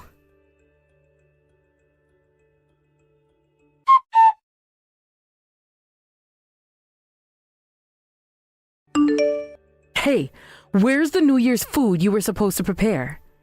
Uh-huh. I just gave birth a little while ago, so I haven't been able to prepare the food. What? What are you talking about? I told you how important this is, didn't I? Giving birth doesn't matter. Don't you understand the importance of family traditions? Even if you say that, it's not realistic for me to do this right now.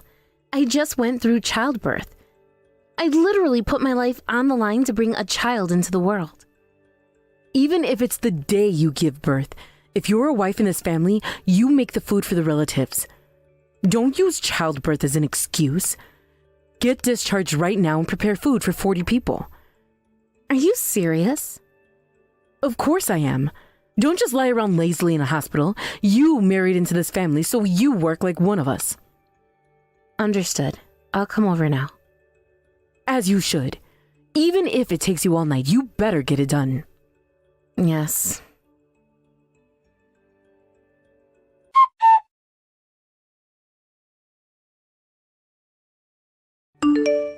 Hey, what are you doing collapsed on the floor?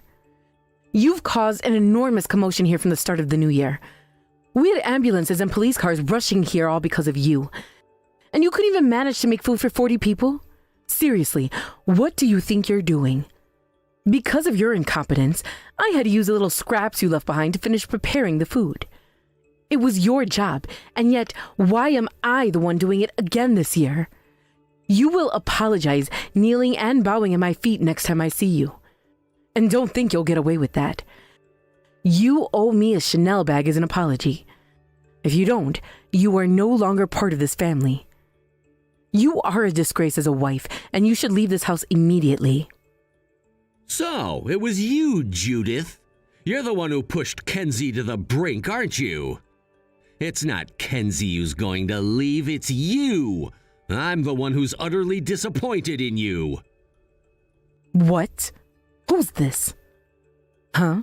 Who do you think you're talking to? It's me, your husband. Wait, you're here? Are you serious? I heard from Kenzie what really happened when I saw her lying there exhausted and you simply laughed it off, telling her, "What are you doing lying down?" I knew something wasn't right, so I asked Kenzie to tell me everything, and she told me the truth. You made her come home and prepare food for the entire family right after she gave birth. I couldn't believe it, but now I know it was all because of you, Judith. Stop exaggerating. All because of me? That's such a horrible thing to say. I was just following the family traditions. I've always had to take care of the New Year's preparations. And now that Kenzie's married into the family, it's her turn. I did the same thing for years, and now it's her responsibility. I didn't do anything wrong. Don't try to paint me as the villain here. Are you kidding me right now? You never gave birth in the dead of winter like Kenzie did. And even when you did have our children, my parents were always incredibly kind to you, making sure you didn't have to lift a finger. They took every precaution to ensure you weren't overexerting yourself. After you gave birth, I was the one who took over the household chores, and I didn't let you do anything strenuous. I even know how you slacked off on the housework for months afterward, letting me do most of it. Wait, that's different. You can't compare our situations. You wouldn't understand, Davis, because you've never given birth yourself. After childbirth, it takes time to recover. My body didn't cooperate for months. It's not like I could just jump right back into things. Wow, that's rich coming from you. So you know exactly how hard it is to recover from giving birth. And yet you still forced Kenzie to make food for the whole family right after she had our baby? That's not the same thing. I mean, it's just one day. I thought she could push through and manage for a day. After all, it's only a bit of extra effort. Your excuses are pathetic. I don't want to hear them anymore. I was shocked when you insisted on staying behind with Kenzie instead of coming with me to my parents' house for New Year's. But now I understand why. You never had any intention of helping her. Instead, you wanted her to suffer, didn't you? I'm truly disappointed in you, Judith. You've let me down. That's not true. I just thought you were working so hard lately that you deserve a break. I didn't want you stressing over the New Year's preparations.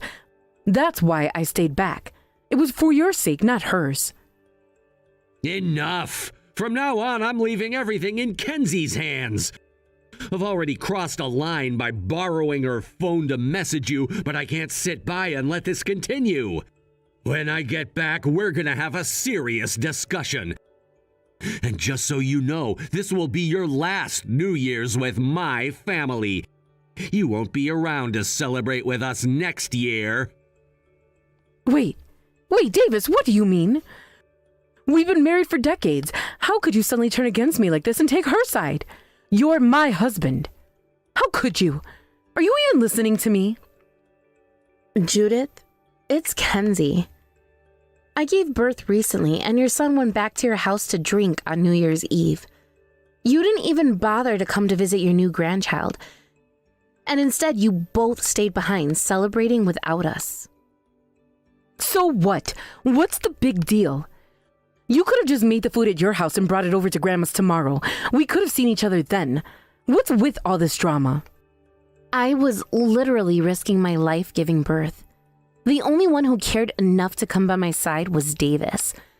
But by the time he got here, I had already returned home to start preparing the food. When Davis found out what I was doing, he rushed over to help.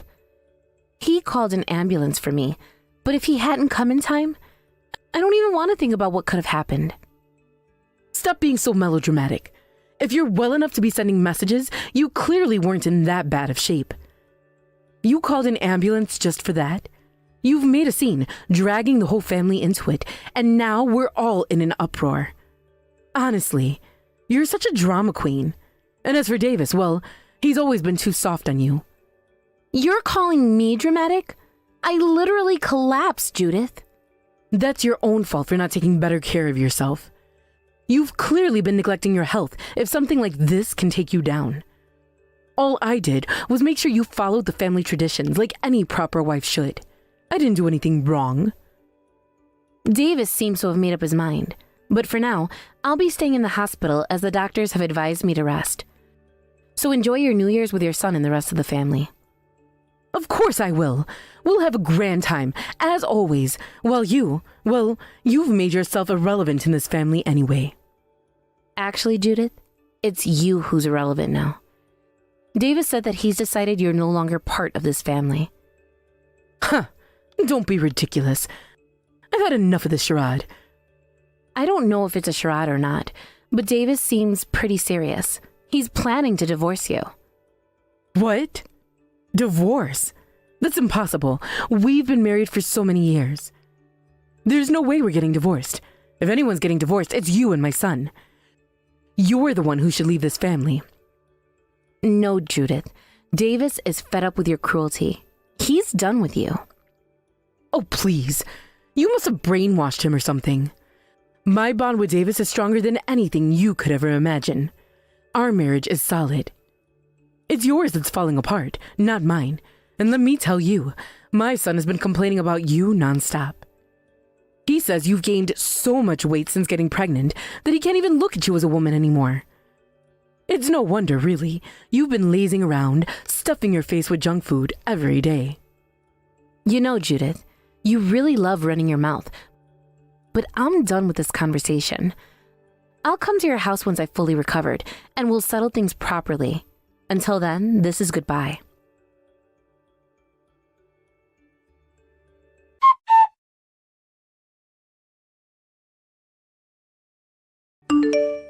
Kenzie, I truly apologize for what happened yesterday. The fact that I didn't notice things had gotten this bad is my failure as well. I've made you shoulder so much. I don't even know how to properly apologize. Davis, thank you for reaching out. But please, you don't have to apologize. I'm the one who's sorry for dragging you into this mess. It must have been difficult for you too, and I can't imagine how shocked you were yesterday. Yeah, I won't lie. It was pretty shocking. But after seeing all the evidence, honestly, I feel more resolved now. If she's gonna behave like that, then I can't just sit back and stay silent any longer. Right, I understand. So, what are you planning to do? I've made up my mind. I've put up with a lot from her for years, thinking that it was easier to ignore the issues than face them. But now, seeing how far things have gone, I realize that ignoring her behavior has only made everything worse. And now you're caught up in it. This isn't something I can just tolerate anymore. You've really had to go through a lot with Judith, haven't you? Honestly, when I heard what you said to her yesterday, I was shocked. I thought I was the only one she'd treated so harshly. I know. I can't apologize enough for that. The truth is, I've been letting her get away with everything for years. I never really pushed back, and she took that as a green light to do whatever she pleased. She became arrogant, never lifting a finger, and treating everyone around her as though they owed her something. So that's what it was like for you too. Yeah, even when our son was born, she was pampered and treated like she was doing something amazing. I didn't see it at the time, but we all coddled her too much. I thought I was doing the right thing by supporting her, but I realize now that I was just enabling her behavior. She got used to everyone catering to her whims, and before I knew it, she was manipulating people into giving her whatever she wanted. I see. You're not the one at fault here, Davis. You don't need to beat yourself up over this. Judith is the one who created the situation with her behavior. Maybe, but it's my responsibility too. I let her act this way for too long, thinking that it was easier to just ignore the problems. But now this situation has escalated beyond anything I could have imagined. The fact that she treated you the way she did, I just can't let this slide anymore. I'm glad to hear that you're taking action. It's been tough, but knowing that you're standing up to her gives me some peace of mind. I'll handle things from here on out, but Kenzie, you shouldn't have to deal with this either. Don't push yourself too hard. Let me take the lead on this. Thank you, Davis. I appreciate that, but I'm ready too. I've got everything I need, and I'm prepared for whatever comes next. Good to hear. I'll start the necessary discussions on my end. You just focus on your health and well-being. Don't stress yourself out more than you need to. Of course. I'll do my best. I'll talk to your son about everything too. I know we both need to be on the same page. That's important. Make sure you two are aligned, and then we'll move forward together. But don't hesitate to ask for help if you need it. You're not alone in this. Thank you. I feel so much better knowing that you're by my side. Of course, Kenzie. We're family. I won't let Judith's actions tear this family apart any longer. We'll get through this. I hope so. I just want things to get better from here. They will. I'm certain of it. We've been through too much to let her continue controlling things the way she has. It's time for a change. Yes, it is. Thank you again for everything, Davis. I'll talk to your son and we'll figure out our next steps. Take care of yourself, Kenzie. I'll be in touch soon. Thank you, Davis. You too.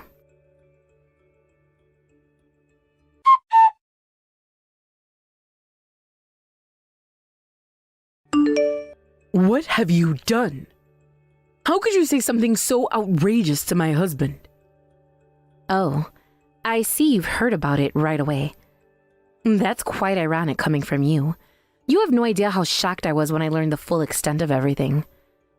I can't believe you were having an affair with an old male friend and that your husband got involved with that friend's daughter. It's such a disgusting mess. It's unbelievable. I didn't know anything about it. I had no idea his daughter would end up in a relationship with my son. We're all married, so I never thought it would come to this. Well, that makes sense. I'm sure your son would say the exact same thing. I mean, it's beyond disgusting to think that your mother and her father were dating while they were both married. If I were in his shoes, I'd feel like throwing up. What did you just say? Honestly, it's just plain gross. What on earth are all of you doing getting involved with each other while being married? I guess the apple doesn't fall far from the tree, huh? How do you even know about all this? It's not just about my son. Believe me, I was just as shocked. When I noticed my husband acting suspiciously, I hired a detective. It turned out that everything was connected, and I found out about your situation too. But honestly, I intended to ignore it, at least until this incident happened. Huh? What do you mean? I mean, I didn't really care about what you were doing with your life. Frankly, it was none of my business, and I had no way of knowing how much Davis was aware of your actions. I was going to keep quiet about it. Then why did you say anything? Well, Davis was already exasperated with your behavior, and he said he was considering divorce. So I figured that telling you wouldn't change anything. Since I was at that point, I decided to tell you everything just to support Davis, who was on my side. If I hadn't done this... Right. You probably wouldn't have been asked for alimony, and you could have had a regular divorce. Scary how resentment works, right? I've been through a lot of pain because of you, so I think it's only fair that you feel some pain too. You must be kidding.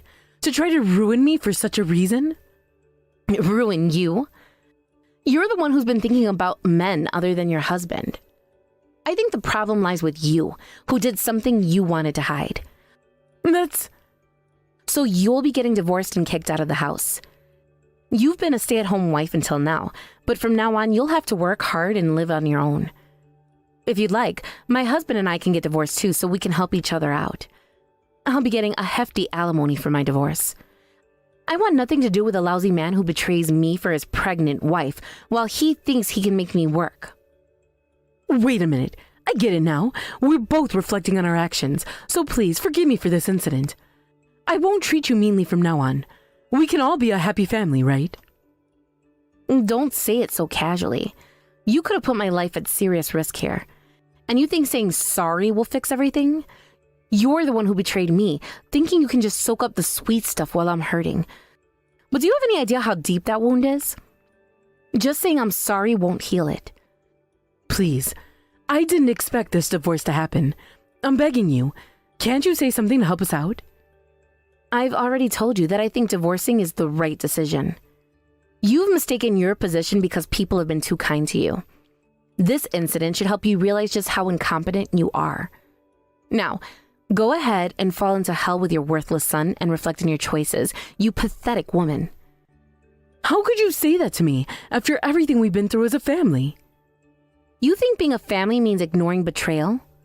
No, it means holding each other accountable for actions. You failed at that, and now you have to face the consequences. You think this is easy for me? I didn't choose to be in this situation. I thought we were in this together. Together? You thought this was about support? No, it's about truth. You've lied and betrayed, and now you're expecting sympathy? That's rich. What about my sacrifices? Everything I've done for this family. Sacrifices? Sacrifices for what? To enable your son to repeat your mistakes? No, I don't think so.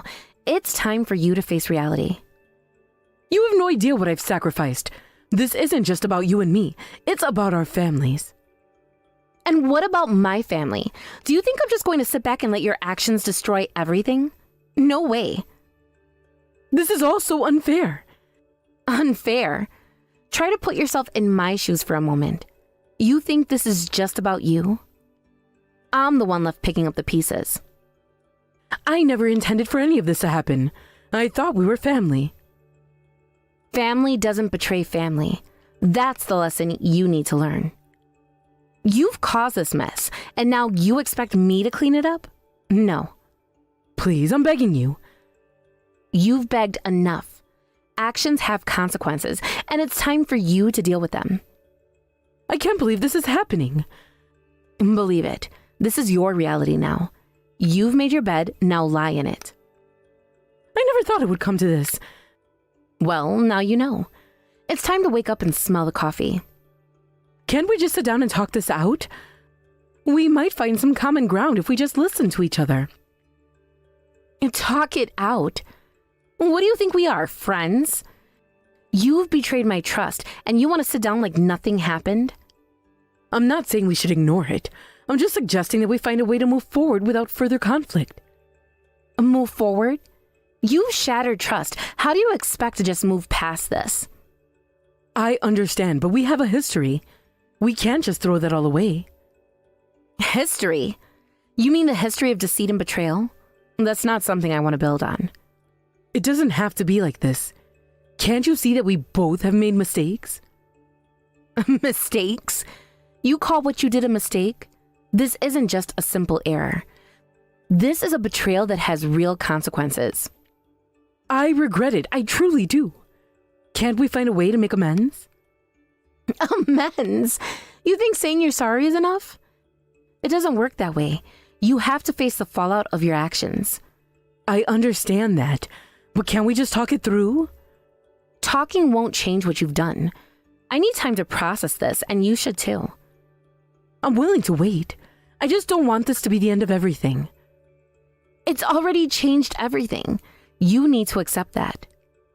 I will accept it, but I want to at least try to fix this. Fix it? You've broken things beyond repair. The trust is gone. There is nothing left that you can do besides going and rotting in hell, Judith. Goodbye forever.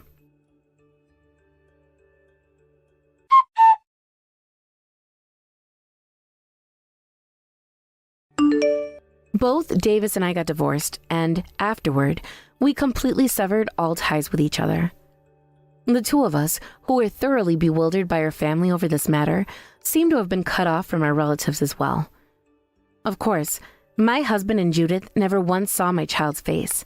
Instead, I made sure to receive the appropriate alimony payments from them before completely cutting ties. I believe that these two, who cannot understand the pain of others, should learn by experiencing pain themselves. The divorce marked a significant turning point in my life, one that I had never expected. I remember the day we decided to end our marriage vividly. It felt surreal, as if I were watching a movie unfold rather than living through a personal crisis. Both Davis and I had invested so much into our relationship, and yet, here we are, deciding to walk away from everything we had built together. The moments leading up to that decision were filled with tension and heartache. We had spent years trying to make things work, attending couples therapy, and having countless discussions about our future. However, with each conversation, the realization grew stronger that our love had faded, replaced by resentment and misunderstanding. The emotional distance between us became insurmountable, leaving us both feeling lonely even when we were in the same room. After the divorce, we agreed that it would be best for both of us to cut off all contact. This decision was not easy, but it felt necessary. We had grown into different people, and the foundation of our relationship had crumbled under the weight of unmet expectations and unresolved issues. Severing ties seemed like the only way to allow ourselves to heal and to move on without the constant reminder of what we once had. In the aftermath, it became painfully evident how our decision had affected not only us, but also our families. They were invested in our lives, and the news of our divorce left them reeling. I could see the shock in their faces, the questions that hung in the air, and the disappointment that lingered. They had witnessed our journey as a couple, celebrating our milestones and supporting us through challenges. Now, they were faced with the reality that we were no longer a united front. Our families attempted to understand what had gone wrong, often asking questions that felt intrusive and painful. What happened? Why couldn't you work things out?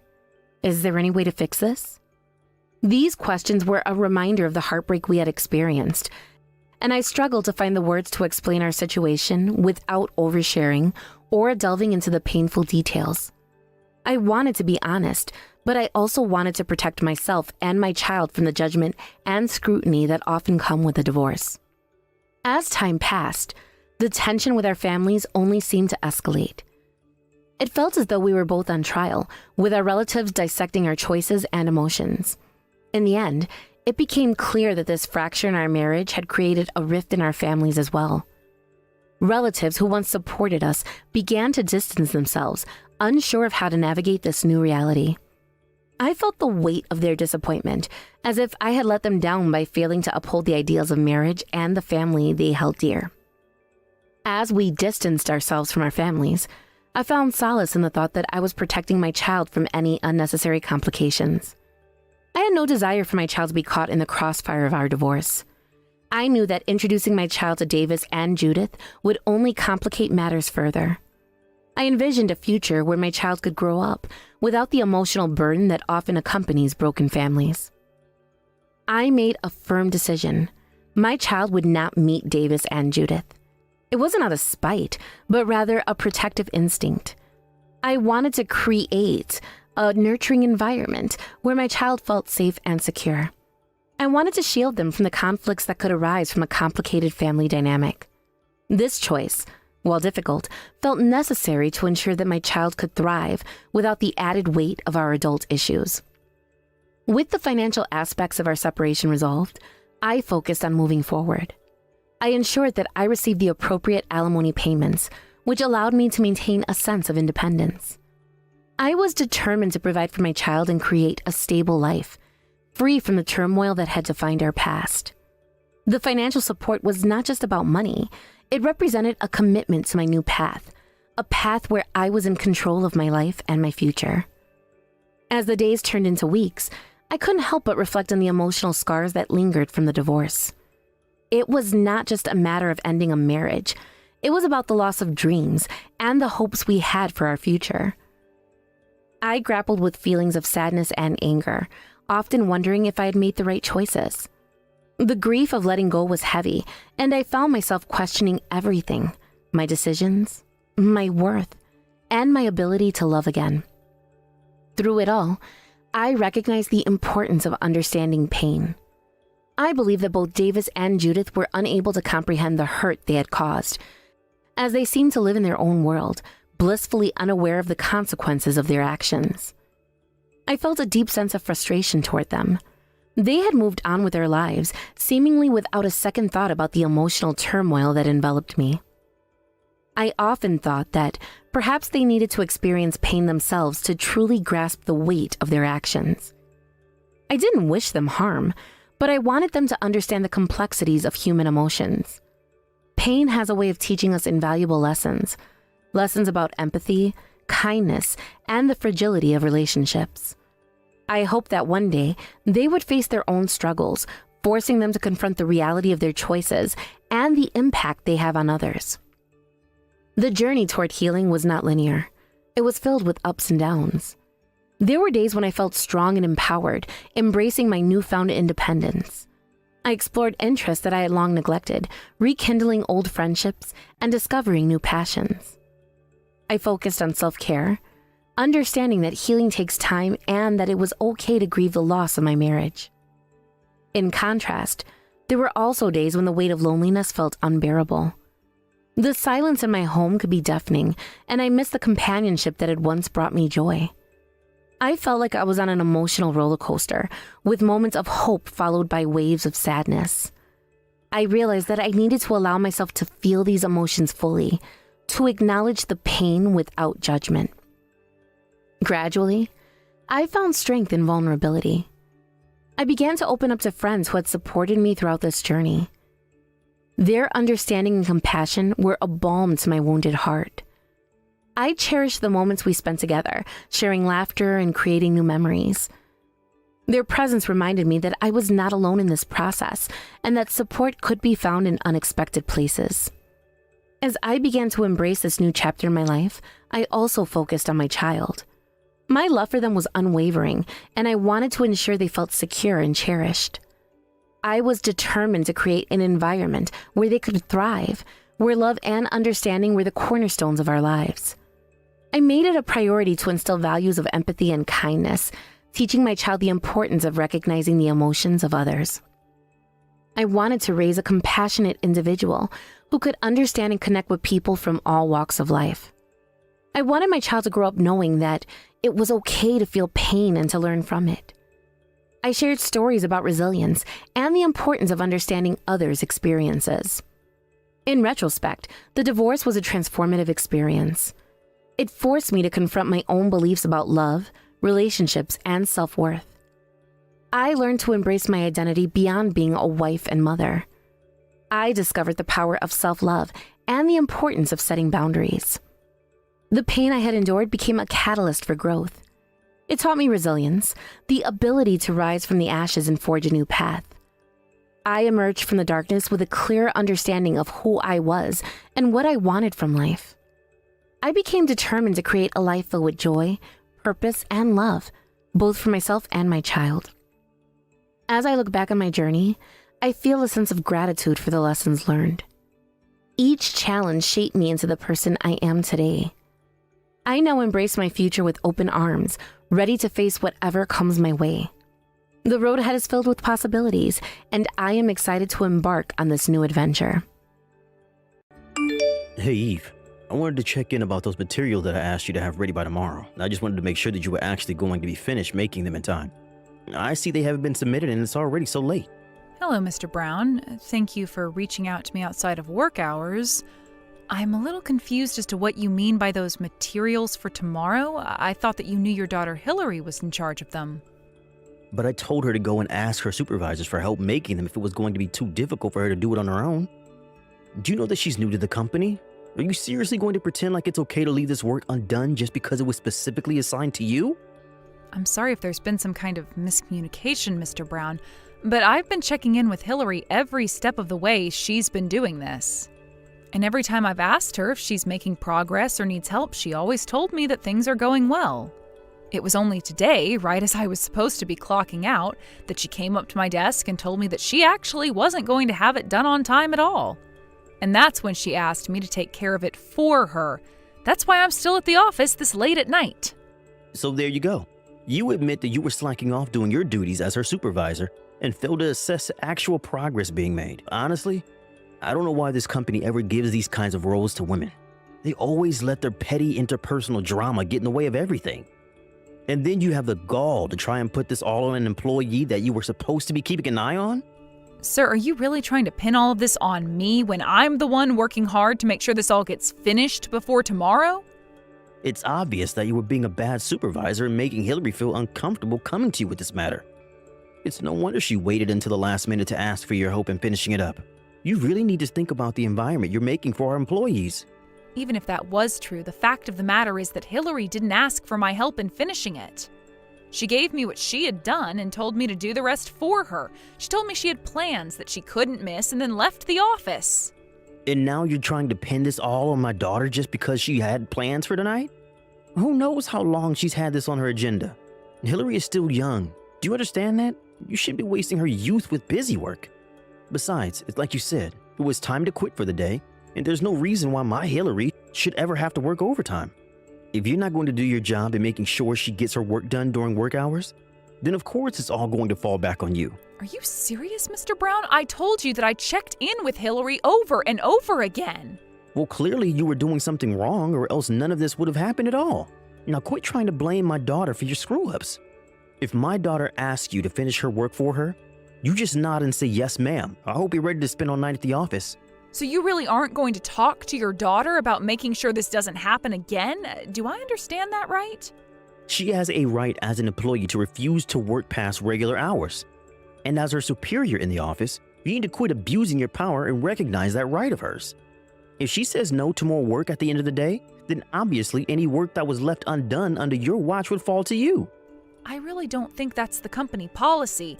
And anyways, it wasn't that she couldn't do the work, it's that she wasn't doing any work.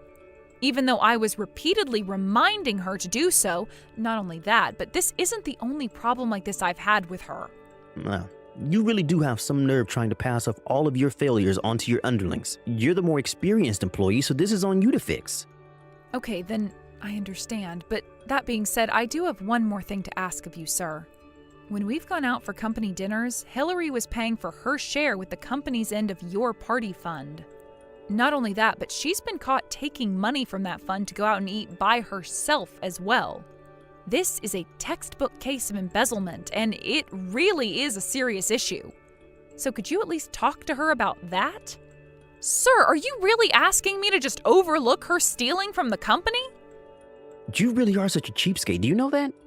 Do you really think that we're not going to be able to have any kind of fun events around here if one person is taking money out of the fund to treat themselves to lunch now and then?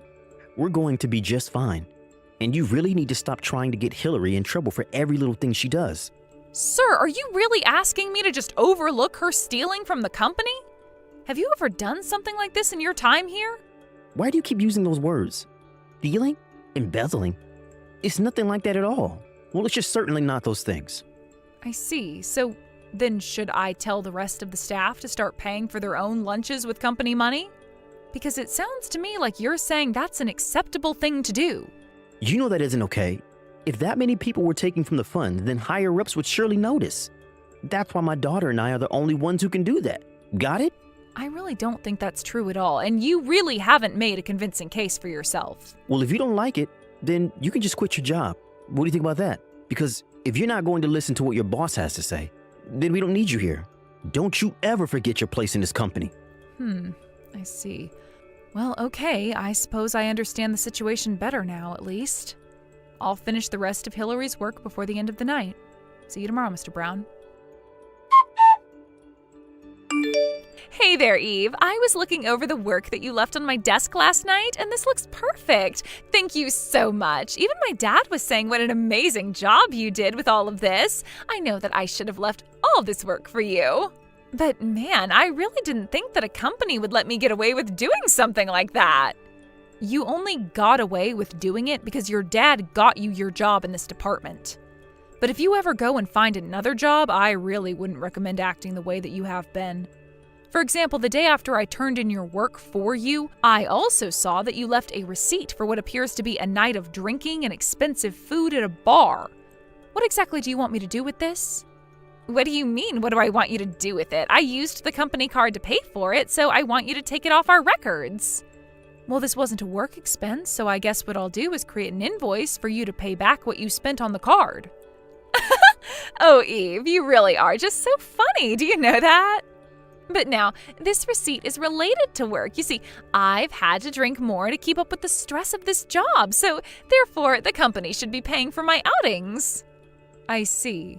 Well, as compelling as that is, that goes against company policy, so I'm afraid I can't make that happen. Oh, really? But I was talking to my dad, and he told me to just leave the receipt on your desk for you to take care of. So are you really going to pretend like you know more about how this company works than my dad? You do know that he's your boss, right? You really need to learn your place in this company, Eve. I appreciate your reminding me of that, but the thing is that your father doesn't have the right to make that call either. In fact, neither of you should be using company money for personal outings. Listen to me. You should know that I have a date with the CEO of this company, okay? So if things go well, then I am going to become the wife of the next CEO. That means that I'll be higher up than you could ever hope to be. I see. So you're basing this all off one date that you haven't had yet? Sometimes I wonder why I even bother with you at all. It's all part of my dad's plan to help us climb up this corporate ladder, and I am his secret weapon. I see. Well, that's just quite creepy, but it also doesn't have anything to do with me or this. So you can have whatever love life you want, but while you're at work, you are expected to do your job and follow the company rules. Yeah, some unmarried old hag like you would try and go on a power trip with me, but don't be jealous just because I'm getting married and you're still single. You keep going on about separating the personal from the business, and yet here you are bullying me all day just because I have a love life and you don't. That is not what is going on here in the slightest. I am talking to you every day about the fact that you never do any work. You go out drinking on the company dime and you leave all your duties for me to take care of. Is that how you think you should be behaving at your age? You really just know how to push my buttons, don't you? I had no idea you were such a cruel, horrible woman. I'm sorry if you think I'm being mean, but someone needs to put their foot down and let you know that you can't act like this. You need to take responsibility for your job. I'll have you know that I am working my tail off. I work so hard every single day. All I want is a little break to recompose myself now and then, but you would rather I just work myself to death for this place. If you really can't handle the work being asked of you here, then maybe you should quit. Because everyone else here was hired for their qualifications and experience. You only got this job because your dad insisted that we hire you over much more qualified candidates. And since the day you started working here, I haven't seen you do your job once. And here I thought you were so much nicer, but I see that people only have value to you around here if they work and do whatever you say. Do you really think that's any way to treat people? Hillary, literally, what are you talking about? This is a company where we have work that needs to get done in order to meet certain deadlines. If someone isn't doing their work, then they don't belong here. You're the one who doesn't belong here. Ugh, you've got me so stressed out. I really need a drink. Just leave me alone. Wait, what? Are you really just ending this conversation here? You better not be using company money on yourself. Hey, when are you finally going to learn to quit pushing my limits, huh? Did you know that your bullying finally made my poor daughter break down into tears? I thought I told you to learn your place in this company. My place in this company? My place in this company is as Hillary's supervisor, so if she doesn't do her work, I have a duty to speak to her about that. I really don't see how you can accuse me of doing anything wrong. Well, you're taking this way too far. I'm going to see to it that you're fired for what you've done to my daughter. You should have listened to me when I warned you the first time, but now you're really going to pay for it. And just what did I do that constitutes a fireable offense, huh? Because I haven't heard of any company ever choosing to defend an employee guilty of not working. I can't see how anyone would see my actions as incorrect. Except for the fact that you're forgetting that I'm our boss. Now submit your letter of resignation to me, and let's just get this over with. Okay then, I'll quit. But I won't be giving you my letter. I'll be handing it to my father. Your father? What do you mean? Don't tell me that you meant to type the company president, but you had a slip and typed out father instead? That's worse than calling a teacher mom in school. I mean, even up to the very end, you just keep making mistakes. That wasn't a mistake. Although it wouldn't matter whether I called him dad, father, or the company president, since they're all the same person. Wait a second. What? Are you saying that your dad is the company president? That's exactly what I'm saying, Mr. Brown, and he isn't one to take nepotism lightly. It's clear to anyone who hears the facts about what's been going on who is in the right and who is in the wrong. So I hope you're ready for what's in store for you next. Wait, are you serious? I mean, I thought it was funny that you two share the same last name, but I thought it was just a coincidence. I mean, both your last names were Smith. I thought that was just a really common last name. That's why I didn't even bother trying to hide my name. I figured that everyone would think the same way that you did. And so that's why I never told anyone who my real father was. But I don't understand. Why would they hide something as important as that from me, your boss? Because I really didn't think it was all that important, and because I don't like using my family to get what I want. I knew that if people knew who I was related to, that I would never be treated equally. But I should have known who you were. I mean, had I known that you were the daughter of the CEO, then I would never treated you like this. I see. So you're saying that the way you treat employees is all connected with how much influence they might have over your career? Because I'm afraid that I've already left my desk and was going to deliver my letter of resignation to the top floor. No, wait, stop. You can't do that, please. I can't be responsible for firing the daughter of the CEO. Please, let's just forget all about this, okay? You don't have to talk to your dad at all. Let's just all get back to work and pretend that none of this ever happened. I'm afraid that it's far too late to try and do any of that. Besides, what would getting back to work even mean in an office where you and your daughter treat this place like your personal playground? What are you talking about? But I promise you that the two of us are going to really start doing our jobs from here on out. I'm so sorry if you were concerned at all about our performance, but I promised to have a talk to my daughter about these very serious issues. Wow, you really about-faced so hard. I'm not sure whether I should be laughing or cringing at that. Who was the one who was just telling me that they would defend Hillary's slacking off? You're right. That was wrong of me, and I realize that now. I've been too soft to my daughter, and I promised to have a very stern conversation with her. Just please don't go and talk to your father about any of this yet. No, I really can't understand, and I am going to be talking to my dad. I have seriously had it with the two of you. You have broken so many rules and violated so many policies to just serve yourself and Hillary. Did you really think that I was just going to let you get away with all of this like it was nothing? I hope you can understand. Please, I really had no idea whose daughter you were. If I did, then I would have never acted in the way that I did towards you. It's just that, well, you know, these companies have strict structures, and sometimes I need to enforce them on underlings like I was doing with you. I wonder if you even realize the doublespeak that you engage in all of the time. Do you realize how many contradictions you're full of? Maybe if you actually showed any level of self-awareness, then I wouldn't feel the need to go through with this. Please, I'm begging you not to talk to your dad about this. It would cost me my job. Well, thankfully for you, my dad doesn't come back from a business trip until tomorrow. But he may have some words to exchange with you when he is back. Anyways, that's all I have to say on the matter. What could you possibly have to say to me now? Are you really going to pretend like you're sorry for what you did just because you got caught? Besides, after what you pulled, the police are going to get involved too. But please, surely we can just forget about all this, right? I just lost my temper is all. I don't care what excuse you have yourself. Letting you stay in this office any longer is putting all employees at risk. I mean, you were really trying to hurt me, I could tell. But I guess you thought that just because I'm a woman means that I would be weak, huh?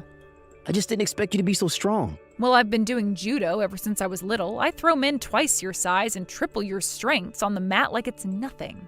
But the fact that you tried to ambush me in the parking lot, cover my mouth with your hand, you're nothing but a coward. Please, I didn't think that he would be able to fight back. Just give me one more chance. I'll even work for free. Just please, don't go to the police about this. It's far too late for any of that. I've already told my dad everything. You should have seen how angry he got, but don't worry, you're still allowed on company property for one more day. After all, my dad still wants to talk to you. So anyways, go to the top floor and have your conversation with him. And by the time you're finished cleaning out your desk, the police should be on the ground floor ready to pick you up. After I told my dad everything, including what Mr. Brown tried to do to me in the parking lot, he was furious. It was actually his own staff that had to hold him back from leaping at Mr. Brown and attacking him when he entered his office. After he caught his breath, my dad explained to Mr. Brown that he and his daughter were being let go and were also being sued by the company for embezzlement. Mr. Brown was also facing a lawsuit from me as well for his attempted assault. In the end, he owed so much in legal fees that he had to go deep into debt to pay it all back. My dad also made sure that he would never work in this town again through his connections and networks. I requested a restraining order against Mr. Brown and his daughter in case they ever tried to get revenge on me. After his firing, however, I was promoted to Mr. Brown's position as department chief. Since then, both productivity and employee satisfaction have been at their highest point in years.